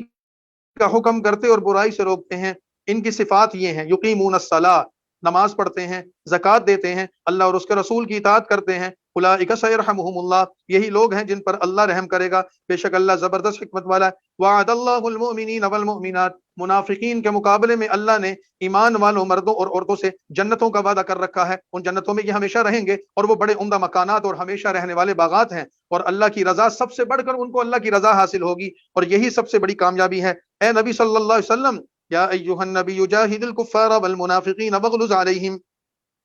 اے نبی صلی اللہ علیہ وسلم، کافروں اور منافقوں سے جہاد کے لیے ان مسلمانوں کو آپ تیار کیجئے، اور ان کافروں کا ٹھکانہ دوزخ ہے، اور وہ دوزخ بہت بری جگہ ہے۔ یحلفون باللہ ما قالوا، اللہ کی قسمیں کھاتے ہیں کہ ہم نے نہیں کہا، اور بے شک انہوں نے کفر کا کلمہ کہا ہے، اور مسلمان ہونے کے بعد یہ کافر ہو چکے ہیں، اور انہوں نے ارادہ کیا تھا کہ ایسی چیز کا جو نہیں پا سکے، اور یہ سب کچھ اس کا بدلہ تھا کہ انہیں اللہ نے اور اس کے رسول نے اپنے فضل سے دولت مند کر دیا، اگر وہ توبہ کر لے تو ان کے لیے بہتر ہے۔ منافقین میں ایک شخص تھا ثعلبہ بن حاطب، اس نے نبی پاک صلی اللہ علیہ وسلم سے دعا کی درخواست کی کہ میری مالداری کی وسعت کی دعا کیجیے، اتنا مال ہو کہ کسی کے پاس نہ ہو۔ آپ نے اس کو سمجھایا کہ جتنا اللہ نے دیا ہے اس پر گزارا کر لے، اس نے بار بار دعا کی درخواست کی، تو اللہ کے نبی نے فرمایا کہ پھر اللہ جو مال دے گا اس کی زکوٰۃ بھی دینا، اس مال سے اللہ کا حق بھی اور اس کا حصہ بھی نکالنا۔ آپ نے دعا کر دی، دعا کی ثمرات یہ ظاہر ہوئے کہ اللہ نے کچھ عرصے میں اس کو اتنا مالدار کر دیا کہ مویشیوں کی کثرت ہو گئی، اتنا مال بڑھ گیا کہ اس کو مدینہ شہر سے باہر ایک حویلی بنانی پڑی، وہاں جا کر منتقل ہوا اور لمبا چوڑا نظام بن گیا۔ اور اس مالداری کی کثرت کا نتیجہ یہ نکلا کہ پہلے نمازوں میں سستی کرنے لگا، پھر نمازوں کی ادائیگی ختم ہو گئی، پھر جمعے میں سستی کرنے لگا، حتیٰ کہ جمعے میں بھی نہیں آتا تھا۔ اور جب اللہ کے نبی نے اس کو زکوٰۃ کا حکم دیا اور لوگوں کو بھیجا اس کے پاس کہ زکوٰۃ ادا کرو، تو اس نے زکوٰۃ دینے سے بھی انکار کر دیا اور ایسے کلمات کہے جو کفریہ کلمات تھے۔ تو اس آیت میں اس کا ذکر کرتے ہوئے اس کی مذمت کرتے ہوئے فرمایا کہ اللہ کا مال، اللہ کی طرف سے دیے ہوئے مال کو اپنے تکبر اور فخر کا ذریعہ سمجھتے ہیں اور اللہ کے نبی کے ساتھ گستاخی کرتے ہیں، ان کے لیے دردناک عذاب ہے دنیا اور آخرت میں۔ وما لهم فی الارض من ولی ولا نصیر، اور روئے زمین پر کوئی دوست اور مددگار نہیں۔ ومنهم من عاهد اللہ لئن آتانا من فضلہ، اور یہی وہ بندہ ہے کہ جس نے اللہ سے عہد کیا تھا کہ اگر وہ اپنے فضل سے نواز دے گا تو ہم ضرور خیرات کریں گے اور نیک لوگوں میں شامل ہو جائیں گے. فلما آتاہم، پھر جب اللہ نے اسے مال و دولت عطا کر دیا تو وہ بخل کرنے لگے اور منہ موڑ کر بیٹھ گئے. فعاقبہم نفاقا فی قلوبہم، تو نتیجہ یہ ہوا کہ اس دن تک نتیجہ یہ ہوا کہ اس دن اللہ سے ملیں گے اللہ نے ان کے دلوں میں نفاق پیدا کر دیا، اس لیے کہ انہوں نے جو اللہ سے وعدہ کیا تھا اسے پورا نہیں کیا. اور یہ جھوٹ بولنے والے لوگ، الم یعلموا ان اللہ یعلم سرهم ونجواهم، کیا وہ نہیں جانتے اللہ ان کے بھید اور ان کے راز اور ان کے مشوروں کو جانتا ہے، اور اللہ غیب کی ساری باتیں جاننے والا ہے. الذین یلمزون المطوعین من المؤمنات فی الصدقات، وہ لوگ جو ان مسلمانوں پر تان کرتے ہیں، جو دل کھول کر خیرات کرتے ہیں، جو لوگ اپنی محنت کے سوا طاقت نہیں رکھتے پھر ان پر یہ مذاق کرتے ہیں، اللہ بھی ان سے مذاق کرتا ہے اور ان کے لیے دردناک عذاب ہے. تبوک کی جنگ میں رسول اللہ صلی اللہ علیہ وسلم نے جب اپیل فرمائی کہ اللہ کے راستے میں چندہ دو، تو صحابہ کرام کے پاس جو کچھ تھا انہوں نے اللہ کے لیے پیش کر دیا. ایک صحابی آئے، ان کے دامن میں کچھ کھجوریں تھیں اور انہوں نے چپکے سے وہ مال جہاں پر جمع ہو رہا تھا، تیاری کے لیے چندہ جمع ہو رہا تھا، وہاں کچھ کھجوریں رکھ دی. تو منافق ان کو دیکھ کر مذاق کرنے لگے کہ دیکھو یہ کھجوریں دے کر روم کو فتح کرنے جا رہے ہیں. تو نبی کریم صلی اللہ علیہ وسلم نے ان کی کھجوروں کی ایسی عزت افزائی فرمائی، ان سے پوچھا کہ یہ کیا ہے؟ انہوں نے کہا یا رسول اللہ ایک مزدور بندہ ہوں، سارا دن باغ میں مزدوری کی، اس کے معاوضے کے طور پر یہ کھجوریں ملی، آدھی کھجوریں اپنے بچوں اور اہل و عیال کے لیے گھر میں دے آیا ہوں، اور یہ آدھی کھجوریں اللہ کے راستے کے لیے لایا ہوں، کسی مجاہد کا توشہ بن جائیں گی، ان کے کام آ جائیں گی. تو آپ نے ان کی وہ کھجوریں لی اور سارے مال پر ایسے تقسیم کر دی کہ تیری وجہ سے اللہ دوسروں کو بھی قبول کر لے گا. تو اس طرح کے کتنے ہی واقعات تھے جس پر یہ مذاق اڑاتے تھے منافق کہ یہ دیکھو مسلمانوں کو دے رہے ہیں اور ہے کچھ بھی نہیں، غریب فقیر ہیں اور اپنی سخاوت پر بڑا ناز ہے. تو اللہ تعالیٰ نے ان مسلمانوں کی تعریف فرمائی کہ جن کے پاس بظاہر کچھ بھی نہیں ہے، مزدور اور غریب اور فقیر اور مسکین مسلمان ہیں، لیکن اپنی وسعت سے بڑھ کر دل کھول کر اللہ کے راستے میں دیتے ہیں. اور منافق ان کا مذاق اڑاتے ہیں. ان منافقوں کے مذاق کے بدلے میں ان کو اللہ کی طرف سے دردناک عذاب ملنے والا ہے. استغفر لهم او لا تستغفر لهم، یہ منافق اتنے بدبخت ہیں، اے نبی ان کے لیے آپ بخشش کی دعا کریں یا نہ کریں، اگر تو ان کے لیے 70 دفعہ بھی بخشش کی دعا کریں گے تو بھی اللہ ان کو نہیں بخشے گا. کہ نبی صلی اللہ علیہ وسلم اگر ان کے لیے دعا کی کثرت بھی کریں تو اللہ ان کو کبھی معاف نہیں کرے گا. یہ اس لیے کہ انہوں نے اللہ اور اس کے رسول سے کفر کیا اور نافرمانوں کو راستہ اللہ دکھاتا نہیں. فرح المخلفون بمقعدہم، جو لوگ پیچھے رہ گئے وہ رسول اللہ کی مرضی کے خلاف بیٹھ رہنے سے خوش ہوتے ہیں اور اس بات کو ناپسند کیا کہ اپنے مالوں اور جانوں سے اللہ کی راہ میں جہاد کریں، اور کہا کہ گرمی میں مت نکلو. قل نار جہنم اشد حرا، ان کو کہہ دو جو گرمی کی شدت اور حدت سے ڈر کر اس راستے میں نہیں نکل رہے، یعنی کہ تبوک نہیں جا رہے یا وہ لوگوں کو روک رہے ہیں، ان کو کہو کہ ذرا دوزخ کی گرمی کا بھی اندازہ کر لو، وہ اس مدینے کی گرمی سے کہیں زیادہ ہے. کاش کہ یہ لوگ سمجھتے. فَلْيَضْحَكُوا قَلِيلًا وَلْيَبْكُوا كَثِيرًا، سو وہ تھوڑا سا ہنس لیں. یہ آج دنیا میں تھوڑا بہت جو ہنسنا چاہتے ہیں ہنس لیں، لیکن جب ان کو رونا مقدر ہوگا یعنی آخرت میں بہت زیادہ ہوگا، ان اعمال کے بدلے جو کرتے رہے ہیں ان کو رونا پڑے گا. فَيَرْجَعَكَ اللَّهُ إِلَىٰ طَائِفَةٍ مِّنْهُمْ، تو اگر تجھے اللہ تعالیٰ ان میں سے کسی فرقہ کی طرف پھیر کر لے جائے، پھر آپ سے نکلنے کی اجازت چاہیں تو آپ ان کو کہہ دو تم میرے ساتھ کبھی بھی ہرگز نہیں نکلو گے، میرے ساتھ ہو کر کسی دشمن سے نہیں لڑو گے. یعنی منافقین کو یہ کہہ دیا کہ یہ آپ کے سامنے جو عذر آ کر پیش کر رہے ہیں، جی ہمیں اجازت دے دیں، میں بیمار ہوں، میرے گھر میں کوئی عذر ہے، میری مجبوری ہے. فرمایا کہ ان کے عذروں کو چھوڑو، ان کو کہو کہ آج کے بعد ہم تمہیں جہاد کی دعوت ہی نہیں دیں گے. اللہ خود نہیں چاہتا کہ تم مسلمانوں کے ساتھ جاؤ، مسلمان غالب ہو چکے، آنے والا وقت ان کے غلبے کا ہے، ان کے اقتدار کا ہے. اب وہ وقت آئے گا ہی نہیں کہ مسلمان منافقین کو کہیں ہمارے ساتھ جہاد پر نکلو، تم نے وہ سارے مواقع ضائع کر دیے. انکم رضیتم بالقعود اول مرہ، تمہیں پہلی مرتبہ بیٹھنا پسند آیا، اب ہمیشہ تم گھروں میں بیٹھے رہو گے. ولا تصلی علی احد منهم مات ابدا، اور ان میں سے جو مر جائے کسی پر بھی کبھی نماز نہ پڑھنا اور نہ اس کی قبر پر کھڑے ہونا. رسول اللہ صلی اللہ علیہ وسلم نے مدینہ منورہ میں منافقین کے سردار، سب سے بڑے منافق اور سب سے بد کردار انسان عبداللہ بن ابی کے مرنے پر ان کے بیٹے کی درخواست پر اس کا جنازہ پڑھ دیا تھا. عبداللہ بن ابی منافقین کا سردار تھا، رسول اللہ کا بہت بڑا دشمن. مکہ میں جیسے اللہ کے نبی کا سب سے بڑا دشمن ابو جہل تھا، اسی طرح مدینہ میں آپ کا سب سے بڑا دشمن عبداللہ بن ابی تھا. اس کے انتقال پر عبداللہ بن ابی کے بیٹے، ان کا نام بھی عبداللہ تھا اور وہ پکے اور مخلص سچے مسلمان تھے، انہوں نے درخواست کی یا رسول اللہ میرے باپ کے کرتوت تو آپ کو معلوم ہی ہے، میری درخواست ہے آپ ان کا جنازہ پڑھا دیں. حضرت عمر نے رسول اللہ صلی اللہ علیہ وسلم سے عرض کیا یا رسول اللہ آپ اس کافر کا جنازہ نہ پڑھائیں، اللہ نے آپ کو منع فرمایا، پیچھے آیت گزری ہے استغفر لهم او لا تستغفر لهم، آپ ان کی مغفرت کریں یا نہ کریں. اللہ ان کو نہیں بخشے گا۔ تو اللہ کے نبی نے فرمایا کہ عمر یہ کلمہ پڑھتا تھا ظاہراً، اور اللہ نے مجھے منع نہیں فرمایا، اللہ نے مجھے اختیار دیا ہے، میں ان کے لیے دعائیں مغفرت کر سکتا ہوں، کروں، نہیں کرتا تو نہ کروں، اللہ ان کی دعائیں مغفرت ان کے حق میں قبول نہیں کرے گا، تو اللہ نے مجھے اختیار دیا ہے کرنے یا نہ کرنے کا، تو مجھے دعا کر لینے دو، جنازہ پڑھا لیں دو۔ جب حضرت نے جنازہ پڑھایا تو قرآن کریم کی یہ آیت نازل ہوئی کہ آپ نے جنازہ کیوں پڑھایا، آپ کو نہیں پڑھانا چاہیے، اور اب اگر آپ نے پڑھا دیا ہے، آئندہ کے بعد آپ کسی منافق کا نہ جنازہ پڑھائیں گے اور نہ کسی منافق کی قبر پر جائیں گے، بے شک انہوں نے اللہ اور اس کے رسول سے کفر کیا، اس کی سزا ان کی یہ ہے، اور نافرمانی کی حالت میں مر گئے، اور ان کے مالوں اور اولاد سے آپ تعجب نہ کیجئے، اللہ یہی چاہتا ہے کہ انہیں ان چیزوں کے باعث دنیا میں عذاب دے اور ان کے جانیں نکلیں، اس حال میں ان کی جانیں نکلیں کہ زبان سے کلمہ بے شک پڑھتے تھے لیکن ان کے دلوں میں کفر ہی رہا۔ وَإِذَا أُنزِلَ سُورَةٌ أَنْ آمِنُوا بِاللَّهِ،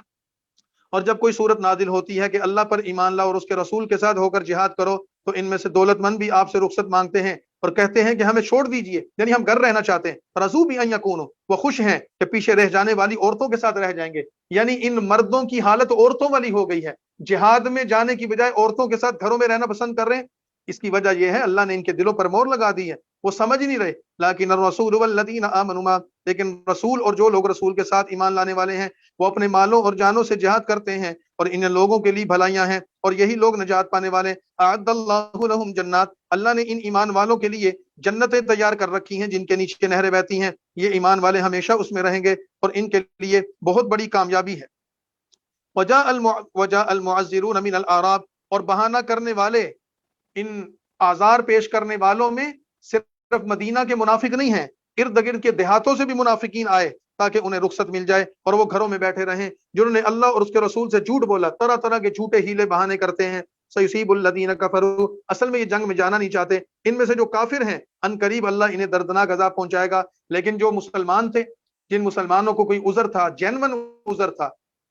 جانے کا، سفر کا، زاد راہ موجود نہیں تھا یا کوئی اور مسئلہ تھا، ان کے بارے میں فرمایا لیس علی الضعفاء ولا علی المرضى، ضعیفوں پر اور مریضوں پر اور ان لوگوں پر جو سفر کا سامان نہیں ان کے پاس موجود ہے، جنگ کے لیے جانے کے لیے ان کے پاس اخراجات نہیں ہیں یا ضروریات نہیں ہیں، ان پر اس جنگ میں نہ جانے کی وجہ سے کوئی گناہ نہیں ہے، جب اللہ اور اس کے رسول کے ساتھ خیر خواہی کریں، کیونکہ ان کی ہمدردیاں تو مسلمانوں کے ساتھ ہیں۔ ما علی المحسنین من سبیل، نیک لوگوں پر کوئی الزام نہیں، اللہ سب کے دلوں کو، حال کو جانتا ہے، اس لیے اللہ ان کو بخش دے گا۔ ولا علی الذین اذا ما اتوک لتحملهم، اور ان لوگوں پر بھی کوئی گناہ نہیں کہ جب وہ تیرے پاس آئیں تو انہیں سواری دے دے، تو آپ صلی اللہ علیہ وسلم نے فرمایا میرے پاس کوئی چیز نہیں۔ تین صحابہ کرام آئے رسول اللہ صلی اللہ علیہ وسلم کی خدمت میں اور انہوں نے کہا یا رسول اللہ، ہم جنگ میں جانے کے لیے تیار ہیں، جہاد میں ہم آپ کے ساتھ ہوں گے، اپنی جان دیں گے، ہمارے پاس سواری نہیں ہے، بس ہماری سواری کا انتظام فرما دیجئے، کیونکہ 1000 کلومیٹر کا سفر ہے، پیدل تو نہیں طے ہو سکتا۔ تو نبی پاک صلی اللہ علیہ وسلم نے فرمایا کہ میرے پاس تو سواری کا انتظام نہیں ہے، تم اپنے طرف سے کچھ کرو۔ انہوں نے کہا یا رسول اللہ، ہم نے کوشش کر لی، ہمارے پاس تو کچھ نہیں ہے، آپ ہمیں سواری دے دیجئے، ہم انشاءاللہ آپ کے ساتھ جنگ میں شریک ہوں گے۔ تو اللہ کے نبی نے فرمایا کہ میرے پاس ہوتی تو میں تمہیں دیتا، لیکن ابھی نہیں ہے، لہذا تم فی الحال گھر جاؤ۔ تو قرآن کریم نے ان کا ذکر کر کے فرمایا کہ یہ مخلص لوگ ایک طرف منافق ہیں، سامان بھی موجود ہے، سواریاں بھی موجود ہیں، ہر چیز موجود ہے، جانے سے کترا رہے ہیں اور عذر پیش کر رہے ہیں، اور ایک طرف یہ مسلمان مخلص ہیں کہ جن کے پاس کچھ نہیں اور وہ آ کر درخواست کرتے ہیں کہ ہمیں ساتھ لے جائیے، ہمارا انتظام کیجیے، اور جب ان کا انتظام نہیں ہوتا تو یہ آپ کی مجلس سے نکلے نا امید ہو کر کہ کاش ہمیں سواری مل جاتی، اور اس جذبے کی وجہ سے، ان کی صداقت کی اور ان کے سچے ہونے کی گواہی قرآن نے دی کہ ان کی آنکھوں سے آنسو جاری تھے، وہ رسول اللہ کے ساتھ اس سفر میں شامل نہ ہونے کے غم میں رو رہے ہیں، یہ قرآن نے ذکر کیا۔ اور ان لوگوں پر بھی کوئی گناہ نہیں کہ جب وہ آپ کے پاس آئے اور انہوں نے آ کر کہا اے رسول ہمیں سواری دیجیے، تو آپ نے فرمایا لا اجد ما احملکم علیہ، کہ میرے پاس تو کوئی ایسی چیز نہیں جس پر میں تمہیں سوار کروا کر ساتھ لے جاؤں۔ تولوا واعینہم، وہ آپ کی مجلس سے واپس لوٹے اور اس غم کی وجہ سے کہ ان کے پاس خرچ موجود نہیں تھا، ان کی آنکھوں سے آنسو بہ رہے تھے، وہ رو رہے تھے۔ انما السبیل علی الذین، الزام ان لوگوں پر اصل میں ہے جو دولت مند بھی ہیں اور تم سے اجازت طلب کرتے ہیں، یعنی کہ جنگ میں نہیں جا رہے، اس بات سے وہ خوش ہیں کہ وہ پیچھے رہنے والوں کے ساتھ گھروں میں بیٹھے رہیں گے، اور اللہ تعالیٰ نے اصل میں ان کے دلوں پر مہر لگا دی ہے اور وہ یہ بات نہیں سمجھ رہے۔ یہاں 10واں پارہ مکمل ہو گیا۔ یعتذرون الیکم اذا رجعتم الیہم، آپ صلی اللہ علیہ وسلم جب اس جنگ سے ان لوگوں کی طرف واپس آئیں گے تو پھر یہ آپ کی خدمت میں آ کر عذر پیش کریں گے۔ اے نبی صلی اللہ علیہ وسلم ان کو کہہ دو جو لا تعتذروا لن نؤمن لکم، اب عذر نہ کرو، ہم تمہاری بات ہرگز نہیں مانیں گے، تمہارے سب حالات اللہ ہمیں بتا چکا ہے، یعنی تمہاری منافقت کو اللہ ہمارے سامنے کھول چکا ہے، اور ابھی اللہ اور اس کا رسول تمہارے کام کو دیکھے گا، پھر تم غائب اور حاضر کے جاننے والے کی طرف لوٹ کے جاؤ گے، وہ تمہیں بتا دے گا تم نے دنیا میں جو منافقت کی تھی۔ سیحلفون باللہ لکم، اور جب آپ صلی اللہ علیہ وسلم واپس آئیں گے تو یہ تمہارے سامنے آ کر اللہ کی قسمیں کھائیں گے تاکہ آپ ان سے درگزر کر دیں، ان سے معاف کر دیں۔ فاعرضوا عنہم، اے نبی فی الحال اللہ کی حکمت ہے کہ آپ ان سے درگزر کریں، ان سے قتال یا جہاد نہ کریں، ان کو ان کے حال پر چھوڑ دیں، لیکن یہ ہے انہم رجسن، ان سے ہوشیار رہیں کیونکہ یہ پلید اور گندے ہیں جو کام کرتے ہیں، ان کے ان کاموں کے بدلے میں ان کو دوزخ میں ٹھکانہ ملنے والا ہے۔ یحلفون لکم لترضوا عنہم، وہ لوگ تمہارے سامنے قسمیں کھائیں گے تاکہ تم ان سے خوش ہو جاؤ، اور اگر ان سے تم خوش ہو بھی جاؤ، ان کی ظاہری قسموں کا اعتبار کر بھی لو، اللہ ان کے دلوں کے حال کو جانتا ہے، اللہ نافرمانوں سے کبھی خوش نہیں ہوگا۔ الاعراب اشد کفرا ونفاقا، اور کچھ دیہاتی قسم کے لوگ ہیں نفاق کے معاملے میں بہت سخت ہیں۔ ایک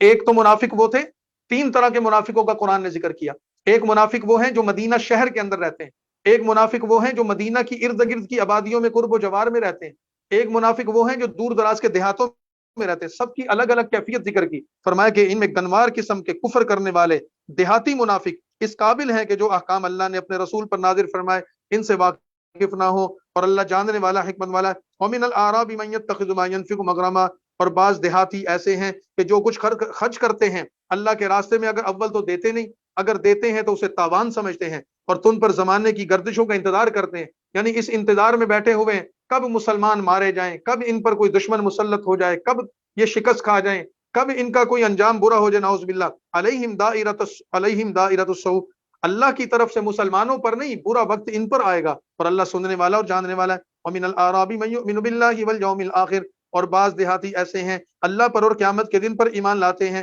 اور جو کچھ خرچ کرتے ہیں اسے اللہ کے نزدیک ہونے اور پیغمبر کی دعاؤں کا وسیلہ سمجھتے ہیں۔ سارے کے سارے منافق نہیں ہیں دیہاتی، بعض دیہاتی ایسے ہیں کہ وہ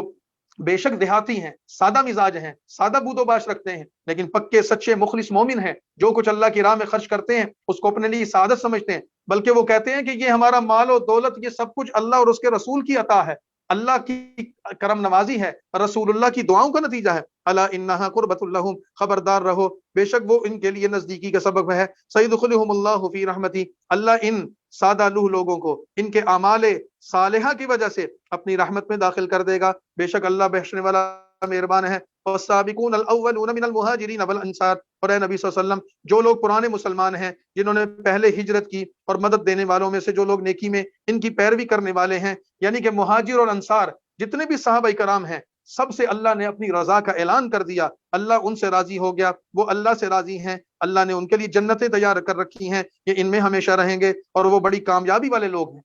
یہ آیت نمبر 100 میں اللہ تعالیٰ نے صحابہ کے بارے میں فرمایا رضی اللہ عنہم ورضوا عنہ۔ پوری امت میں جتنے بزرگ ولی کتب ابدال نیک لوگ مسلمان ہیں، اللہ ان سے راضی ہے یا نہیں ہے اس کا فیصلہ دنیا میں کوئی نہیں کر سکتا۔ قیامت کے دن پتہ چلے گا کہ کون ایمان والا تھا اور کون ایمان والا نہیں تھا، قیامت کے دن پتہ چلے گا اللہ کس سے راضی ہے کس سے راضی نہیں۔ لیکن صحابہ کرام کی جماعت ایسی ہے، ایسی مبارک جماعت ہے، ایسی مقدس جماعت ہے، ایسی قابل احترام جماعت ہے صحابہ کی، جن کے بارے میں قرآن نے فیصلہ کر دیا والسابقون الاولون من المہاجرین والانصار، پہلے دن رسول اللہ کے ساتھ جو مسلمان ہوئے یا آخری دن رسول اللہ کے ساتھ اسلام میں داخل ہوئے، اور وہ صحابہ نے ہجرت کی یا انصار مدینہ ہیں، جتنے بھی مسلمان ہیں جنہوں نے رسول اللہ کا کلمہ پڑھ کر شرف صحابیت حاصل کر لیا، شرف صحابیت حاصل کرنے والے ہر صحابی رسول ہر مسلمان سے اللہ راضی ہے، وہ جنتی ہے اور جنت میں داخل ہوگا، دنیا کا کوئی عمل اس کو نقصان نہیں پہنچا سکتا۔ لہذا اگر کوئی صحابہ کرام کے بارے میں کوئی ایسی رائے قائم کرے، کوئی منفی کوئی بکواس کرے یا کسی قسم کا کوئی ایسا لفظ بولے، اس کو اپنے ایمان کی فکر کرنی چاہیے۔ قرآن کی آیتیں بھری ہوئی ہیں ان کی تعریفوں سے، اور اگر ان کا ایمان نہیں تو کسی کا بھی ایمان معتبر نہیں۔ تو یہ بات فرما دی وَمِمَّنْ حَوْلَكُمْ مِنَ الْأَعْرَابِ مُنَافِقُونَ، اور اے نبی صلی اللہ علیہ وسلم مدینہ کے ارد گرد کے علاقوں میں بھی بعض منافق دیہاتی ہیں اور بعض مدینہ شہر کے اندر، اور نفاق پر یہ سارے کے سارے جمع ہوئے ہیں، تم انہیں نہیں جانتے، یعنی ان کی شکل اور ان کے دلوں سے تمہیں نہیں پتا کہ ان میں سے منافق کون ہے، بظاہر سارے کلمہ گو ہیں، نحن نعلمهم، اللہ ان کے دلوں کے حال کو جانتا ہے کہ ان میں سے منافق کون ہے، ہم انہیں دوہری سزا دیں گے اور وہ بڑے عذاب کی طرف لٹائے جائیں گے۔ منافق کی دوہری سزا اس وجہ سے ہے کہ وہ دھوکہ بھی دیتا تھا، کفر بھی کرتا تھا، وآخرون اعترفوا بذنوبہم، اور کچھ اور بھی منافق ہیں، انہوں نے اپنے گناہوں کا اقرار کیا ہے اور انہوں نے اپنے نیک اور بد کاموں کو ملا دیا ہے۔ قریب ہے کہ اللہ انہیں معاف کر دے، بے شک اللہ بخشنے والا مہربان ہے۔ وآخرون اعترفوا اور کچھ اور لوگ بھی ہیں، منافق نہیں۔ آیت نمبر 102 سے میں نے سورہ توبہ کے شروع میں بتایا تھا، سورہ توبہ ختم ہو رہی ہے، اس کے آخر میں اس جماعت کا تذکرہ ہے۔ 10 صحابہ کرام ایسے تھے کہ جو رسول اللہ صلی اللہ علیہ وسلم کے ساتھ جنگ میں نہیں جا سکے تھے، اور ان 10 صحابہ کے اخلاص کی گواہی قرآن نے دی ہے، لیکن ان کے نہ جانے کی وجہ ان کی سستی تھی، اور خود انہوں نے حدیث پاک میں طویل وہ واقعات موجود ہیں جس میں انہوں نے خود بتایا کہ ہم جانا چاہتے تھے، ہمارے پاس سامان بھی تھا، وسائل بھی تھے، سواریاں بھی تھی، بس یہ سوچ رہے تھے کہ آج نکلیں گے، صبح نکلیں گے، شام کو نکلیں گے، اور ایسے سست ہوئے کہ رسول اللہ صلی اللہ علیہ وسلم ہم سے دور چلے گئے اور ہم نہ جا سکے، اور ہم یہ سوچتے رہے کہ پھر آج نکلتے ہیں، تیز رفتاری سے سفر کرتے ہوئے ان کے ساتھ مل جائیں گے، لیکن ہماری سستی رکاوٹ بن گئی اور رسول اللہ واپس بھی آ گئے۔ رسول اللہ صلی اللہ علیہ وسلم جب مدینہ طیبہ واپس آئے، ان 10 میں سے 7 صحابہ کرام نے اپنے آپ کو مدینہ کی مسجد نبوی میں ستونوں کے ساتھ باندھ لیا اور یہ کہا کہ رسول اللہ صلی اللہ علیہ وسلم ہمیں کھولیں گے، ہمیں معاف کریں گے تو یا ہمارے معافی کا اعلان کریں گے یا ہمیں کوئی سزا دیں گے، اس کے بغیر ہمارا کوئی فیصلہ نہیں ہوگا۔ نبی پاک صلی اللہ علیہ وسلم جب مدینہ آئے، مسجد نبوی میں آ کر پوچھا کہ یہ کیا معاملہ ہے، یہ کیوں ستونوں سے بندھے ہوئے ہیں؟ تو لوگوں نے بتایا کہ یا رسول اللہ یہ 7 بندے ایسے ہیں کہ جنہوں نے آپ کے ساتھ سفر نہیں کیا اور شرمندہ اور نادم ہیں، اور اپنے آپ کو انہوں نے سپرد کر دیا۔ تو آپ نے فرمایا کہ ٹھیک ہے، ان کا حال اللہ کے سپرد ہے، جو اللہ فرمائیں گے ان کے حق میں وہی بہتر ہوگا۔ تو ان آیات میں آیت نمبر 102 میں ان 7 افراد کی توبہ کا اعلان کر دیا گیا جنہوں نے فوراً شرمندگی اور ندامت کا اظہار کیا۔ باقی رہ گئے 3 بندے، ان 3 بندوں کی تفصیل پھر آگے آ رہی۔ اور کچھ ان میں ایسے لوگ بھی ہیں کہ انہوں نے اپنے گناہوں کا اعتراف کر لیا کہ ہم سے غلطی ہو گئی، اور انہوں نے اپنے نیک اور بد کاموں کو ملا دیا ہے کہ ہمیں جانا چاہیے تھا، ہم نہیں گئے۔ ان قریب اللہ انہیں معاف کر دے، بے شک اللہ بخشنے والا مہربان ہے۔ خذ من اموالہم صدقۃ، اے نبی ان کے مالوں میں زکوٰۃ لیجئے، ان سے ان کے ظاہر کو پاک اور ان کے باطن کو صاف کر دے، اور اے نبی ان کے لیے دعا کیجئے۔ ان صلاتک سکن لہم، بے شک اے نبی آپ کی دعاؤں میں ان مسلمانوں کے لیے سکون اور اطمینان ہے، اور اللہ سننے والا اور جاننے والا ہے۔ علم یعلموا، کیا یہ لوگ نہیں جانتے اللہ ہی اپنے بندوں کی توبہ قبول کرتا ہے اور صدقات اللہ ہی قبول کرتا ہے، اور بے شک اللہ توبہ قبول کرنے والا مہربان ہے۔ وَقُلْ اعْمَلُوا فَسَيَرَى اللَّهُ، تو یہ صحابہ کرام کی توبہ قبول ہو گئی اور ان کی توبہ کا اعلان ہو گیا، اور کہہ دے نبی صلی اللہ علیہ وسلم کہہ دیجئے کہ اعملوا فَسَيَرَى اللَّهُ عَمَلَكُمْ وَرَسُولُهُ، کام کیے جاؤ، ان قریب اللہ اور اس کا رسول اور مسلمان تمہارے کاموں کو دیکھ لیں گے۔ وَسَتُرَدُّونَ إِلَىٰ عَالِمِ الْغَيْبِ وَالشَّهَادَةِ، ان قریب تم غیب اور حاضر کا علم رکھنے والے کی بارگاہ میں پیش کیے جاؤ گے، اور وہ تمہیں بتا دے گا جو کچھ تم دنیا میں کرتے تھے۔ وآخرون مرجون لامر اللہ، اور کچھ اور لوگ ہیں جن کا کام اللہ کے حکم پر موقوف ہے، اللہ انہیں عذاب دے یا معاف کر دے، یہ اللہ جاننے والا اور حکمت والا ہے۔ یعنی کہ وہ 3 لوگ جو ابھی تک توبہ کے لیے حاضر نہیں ہوئے، ان 3 لوگوں کے بارے میں کیا فیصلہ ہوگا؟ اللہ نے فرمایا کہ وہ میں جانوں اور وہ جانے، ان کا تذکرہ آگے آ رہا ہے۔ والذین اتخذوا مسجدا ضرارا وکفرا وتفریقا بین المؤمنین، نبی کریم صلی اللہ علیہ وسلم جب تبوک کے سفر پر تشریف لے جا رہے تھے تو آپ صلی اللہ علیہ وسلم کو منافقین کی ایک جماعت نے آ کر کہا کہ ہم نے قباء کے مقام پر ایک عمارت بنائی ہے اور اس کو ہم نے مسجد قرار دیا ہے، آپ اس مسجد میں آ کر نماز پڑھ کر اس کو بابرکت فرما دیں، اور ہم قباء کی مسجد میں نہیں جا سکتے، وہ ہم سے دور ہے، ہمیں مشکلات پیش آتی ہیں، اس وجہ سے ہم اس مسجد میں نماز ادا کرنا چاہتے ہیں۔ قباء ایک بستی ہے مدینہ طیبہ کے قریب، اور اسلام کی سب سے پہلی مسجد بھی قباء ہی میں تعمیر کی گئی تھی۔ تو منافقین نے اسی بستی میں ایک عمارت بنائی جس کا نام مسجد رکھا، اور اس مسجد کے بنانے کا پس منظر یہ تھا کہ ابو عامر نام کا ایک شخص تھا جو خزرج قبیلے سے تعلق رکھتا تھا اور مذہباً عیسائی ہو چکا تھا اور ہرکل روم کے علاقے میں رہتا تھا۔ اس نے مسلمانوں کے خلاف سازشیں کرتے ہوئے منافقین سے رابطہ کیا اور یہ کہا کہ میں ہرکل کو، روم کے بادشاہ کو، اس چیز کے لیے تیار کر رہا ہوں کہ وہ مسلمانوں پر حملہ کرے، تم اس کی تیاری کرو، اس کے استقبال کی، وہ باہر سے حملہ کریں گے، تم اندر سے بغاوت کرنا، اور اس کے لیے ایک مرکز بناؤ اور اس کو نام مسجد کا دو، لیکن تمہاری ساری منصوبہ بندی اس مرکز میں ہونی چاہیے، وہاں ہتھیار بھی جمع کرو، میرے جو وفود آئیں ان کو بھی وہاں ٹھہراؤ، اور اپنے مشورے وغیرہ کے لیے بھی اس جگہ کو استعمال کرو۔ گویا کہ اس ابو عامر کے کہنے پر منافقین نے مسلمانوں کے خلاف قباء میں ایک عمارت تعمیر کی جس کو مسلمانوں اور رسول اللہ کے خلاف سازش کے طور پر استعمال کرنا تھا، اور اس عمارت کا نام مسجد رکھا،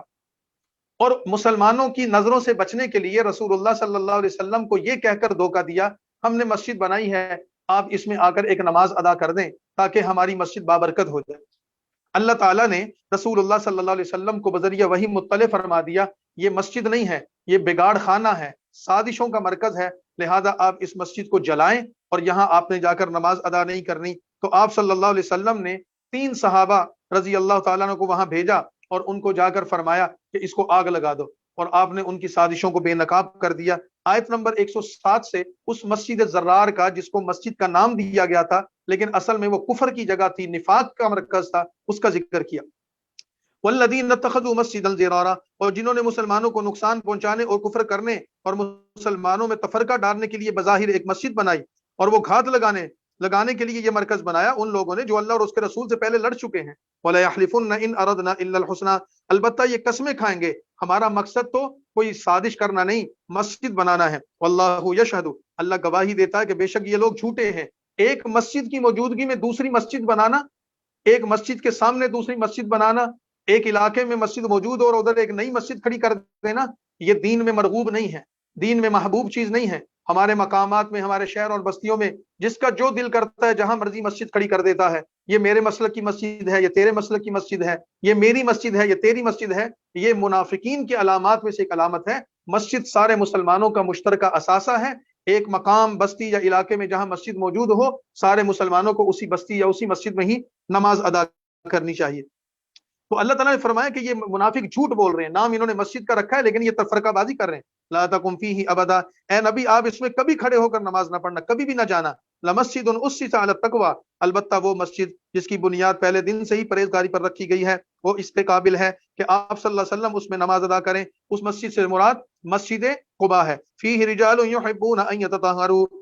اس بستی اور اس مسجد کے ارد گرد ایسے لوگ، پاکیزہ لوگ رہتے ہیں جو پاک رہنے کو پسند کرتے ہیں، اور اللہ پاک رہنے والوں کو پسند کرتا ہے۔ افمن اسس بنیانہ علی تقوی، یہ قباء کے بستی کے مخلص مسلمانوں کی تعریف فرما کر فرمایا بھلا جس نے اپنی عمارت کی بنیاد اللہ سے ڈرنے اور اس کی رضامندی پر رکھی، وہ عمارت بہتر ہے، امن اسس بنیانہ علی شفا، یا جس نے اپنی عمارت کی بنیاد ایک کھائی کے کنارے پر رکھی جو گرنے والی ہے، پھر اسے آگ، دوزخ کی آگ میں لے گری۔ یعنی کہ وہ زمین اوپر سے بظاہر سخت ہوتی ہے اور نیچے سے کھوکھلی ہوتی ہے، تھوڑا سا اس پر وزن پڑتا ہے تو زمین گر جاتی ہے اور نیچے خلا ہوتا ہے۔ فرمایا کہ یہ جہنم کے کنارے پر کھڑے ہوئے لوگ ہیں، یہ بالآخر دوزخ میں جائیں گے۔ اللہ ظالموں کو راستہ نہیں دکھاتا۔ لا یزال بنیانہم الذی بنوا ریبا، جو عمارت انہوں نے بنائی ہے ہمیشہ ان کے دلوں میں کھٹکتی رہے گی، مگر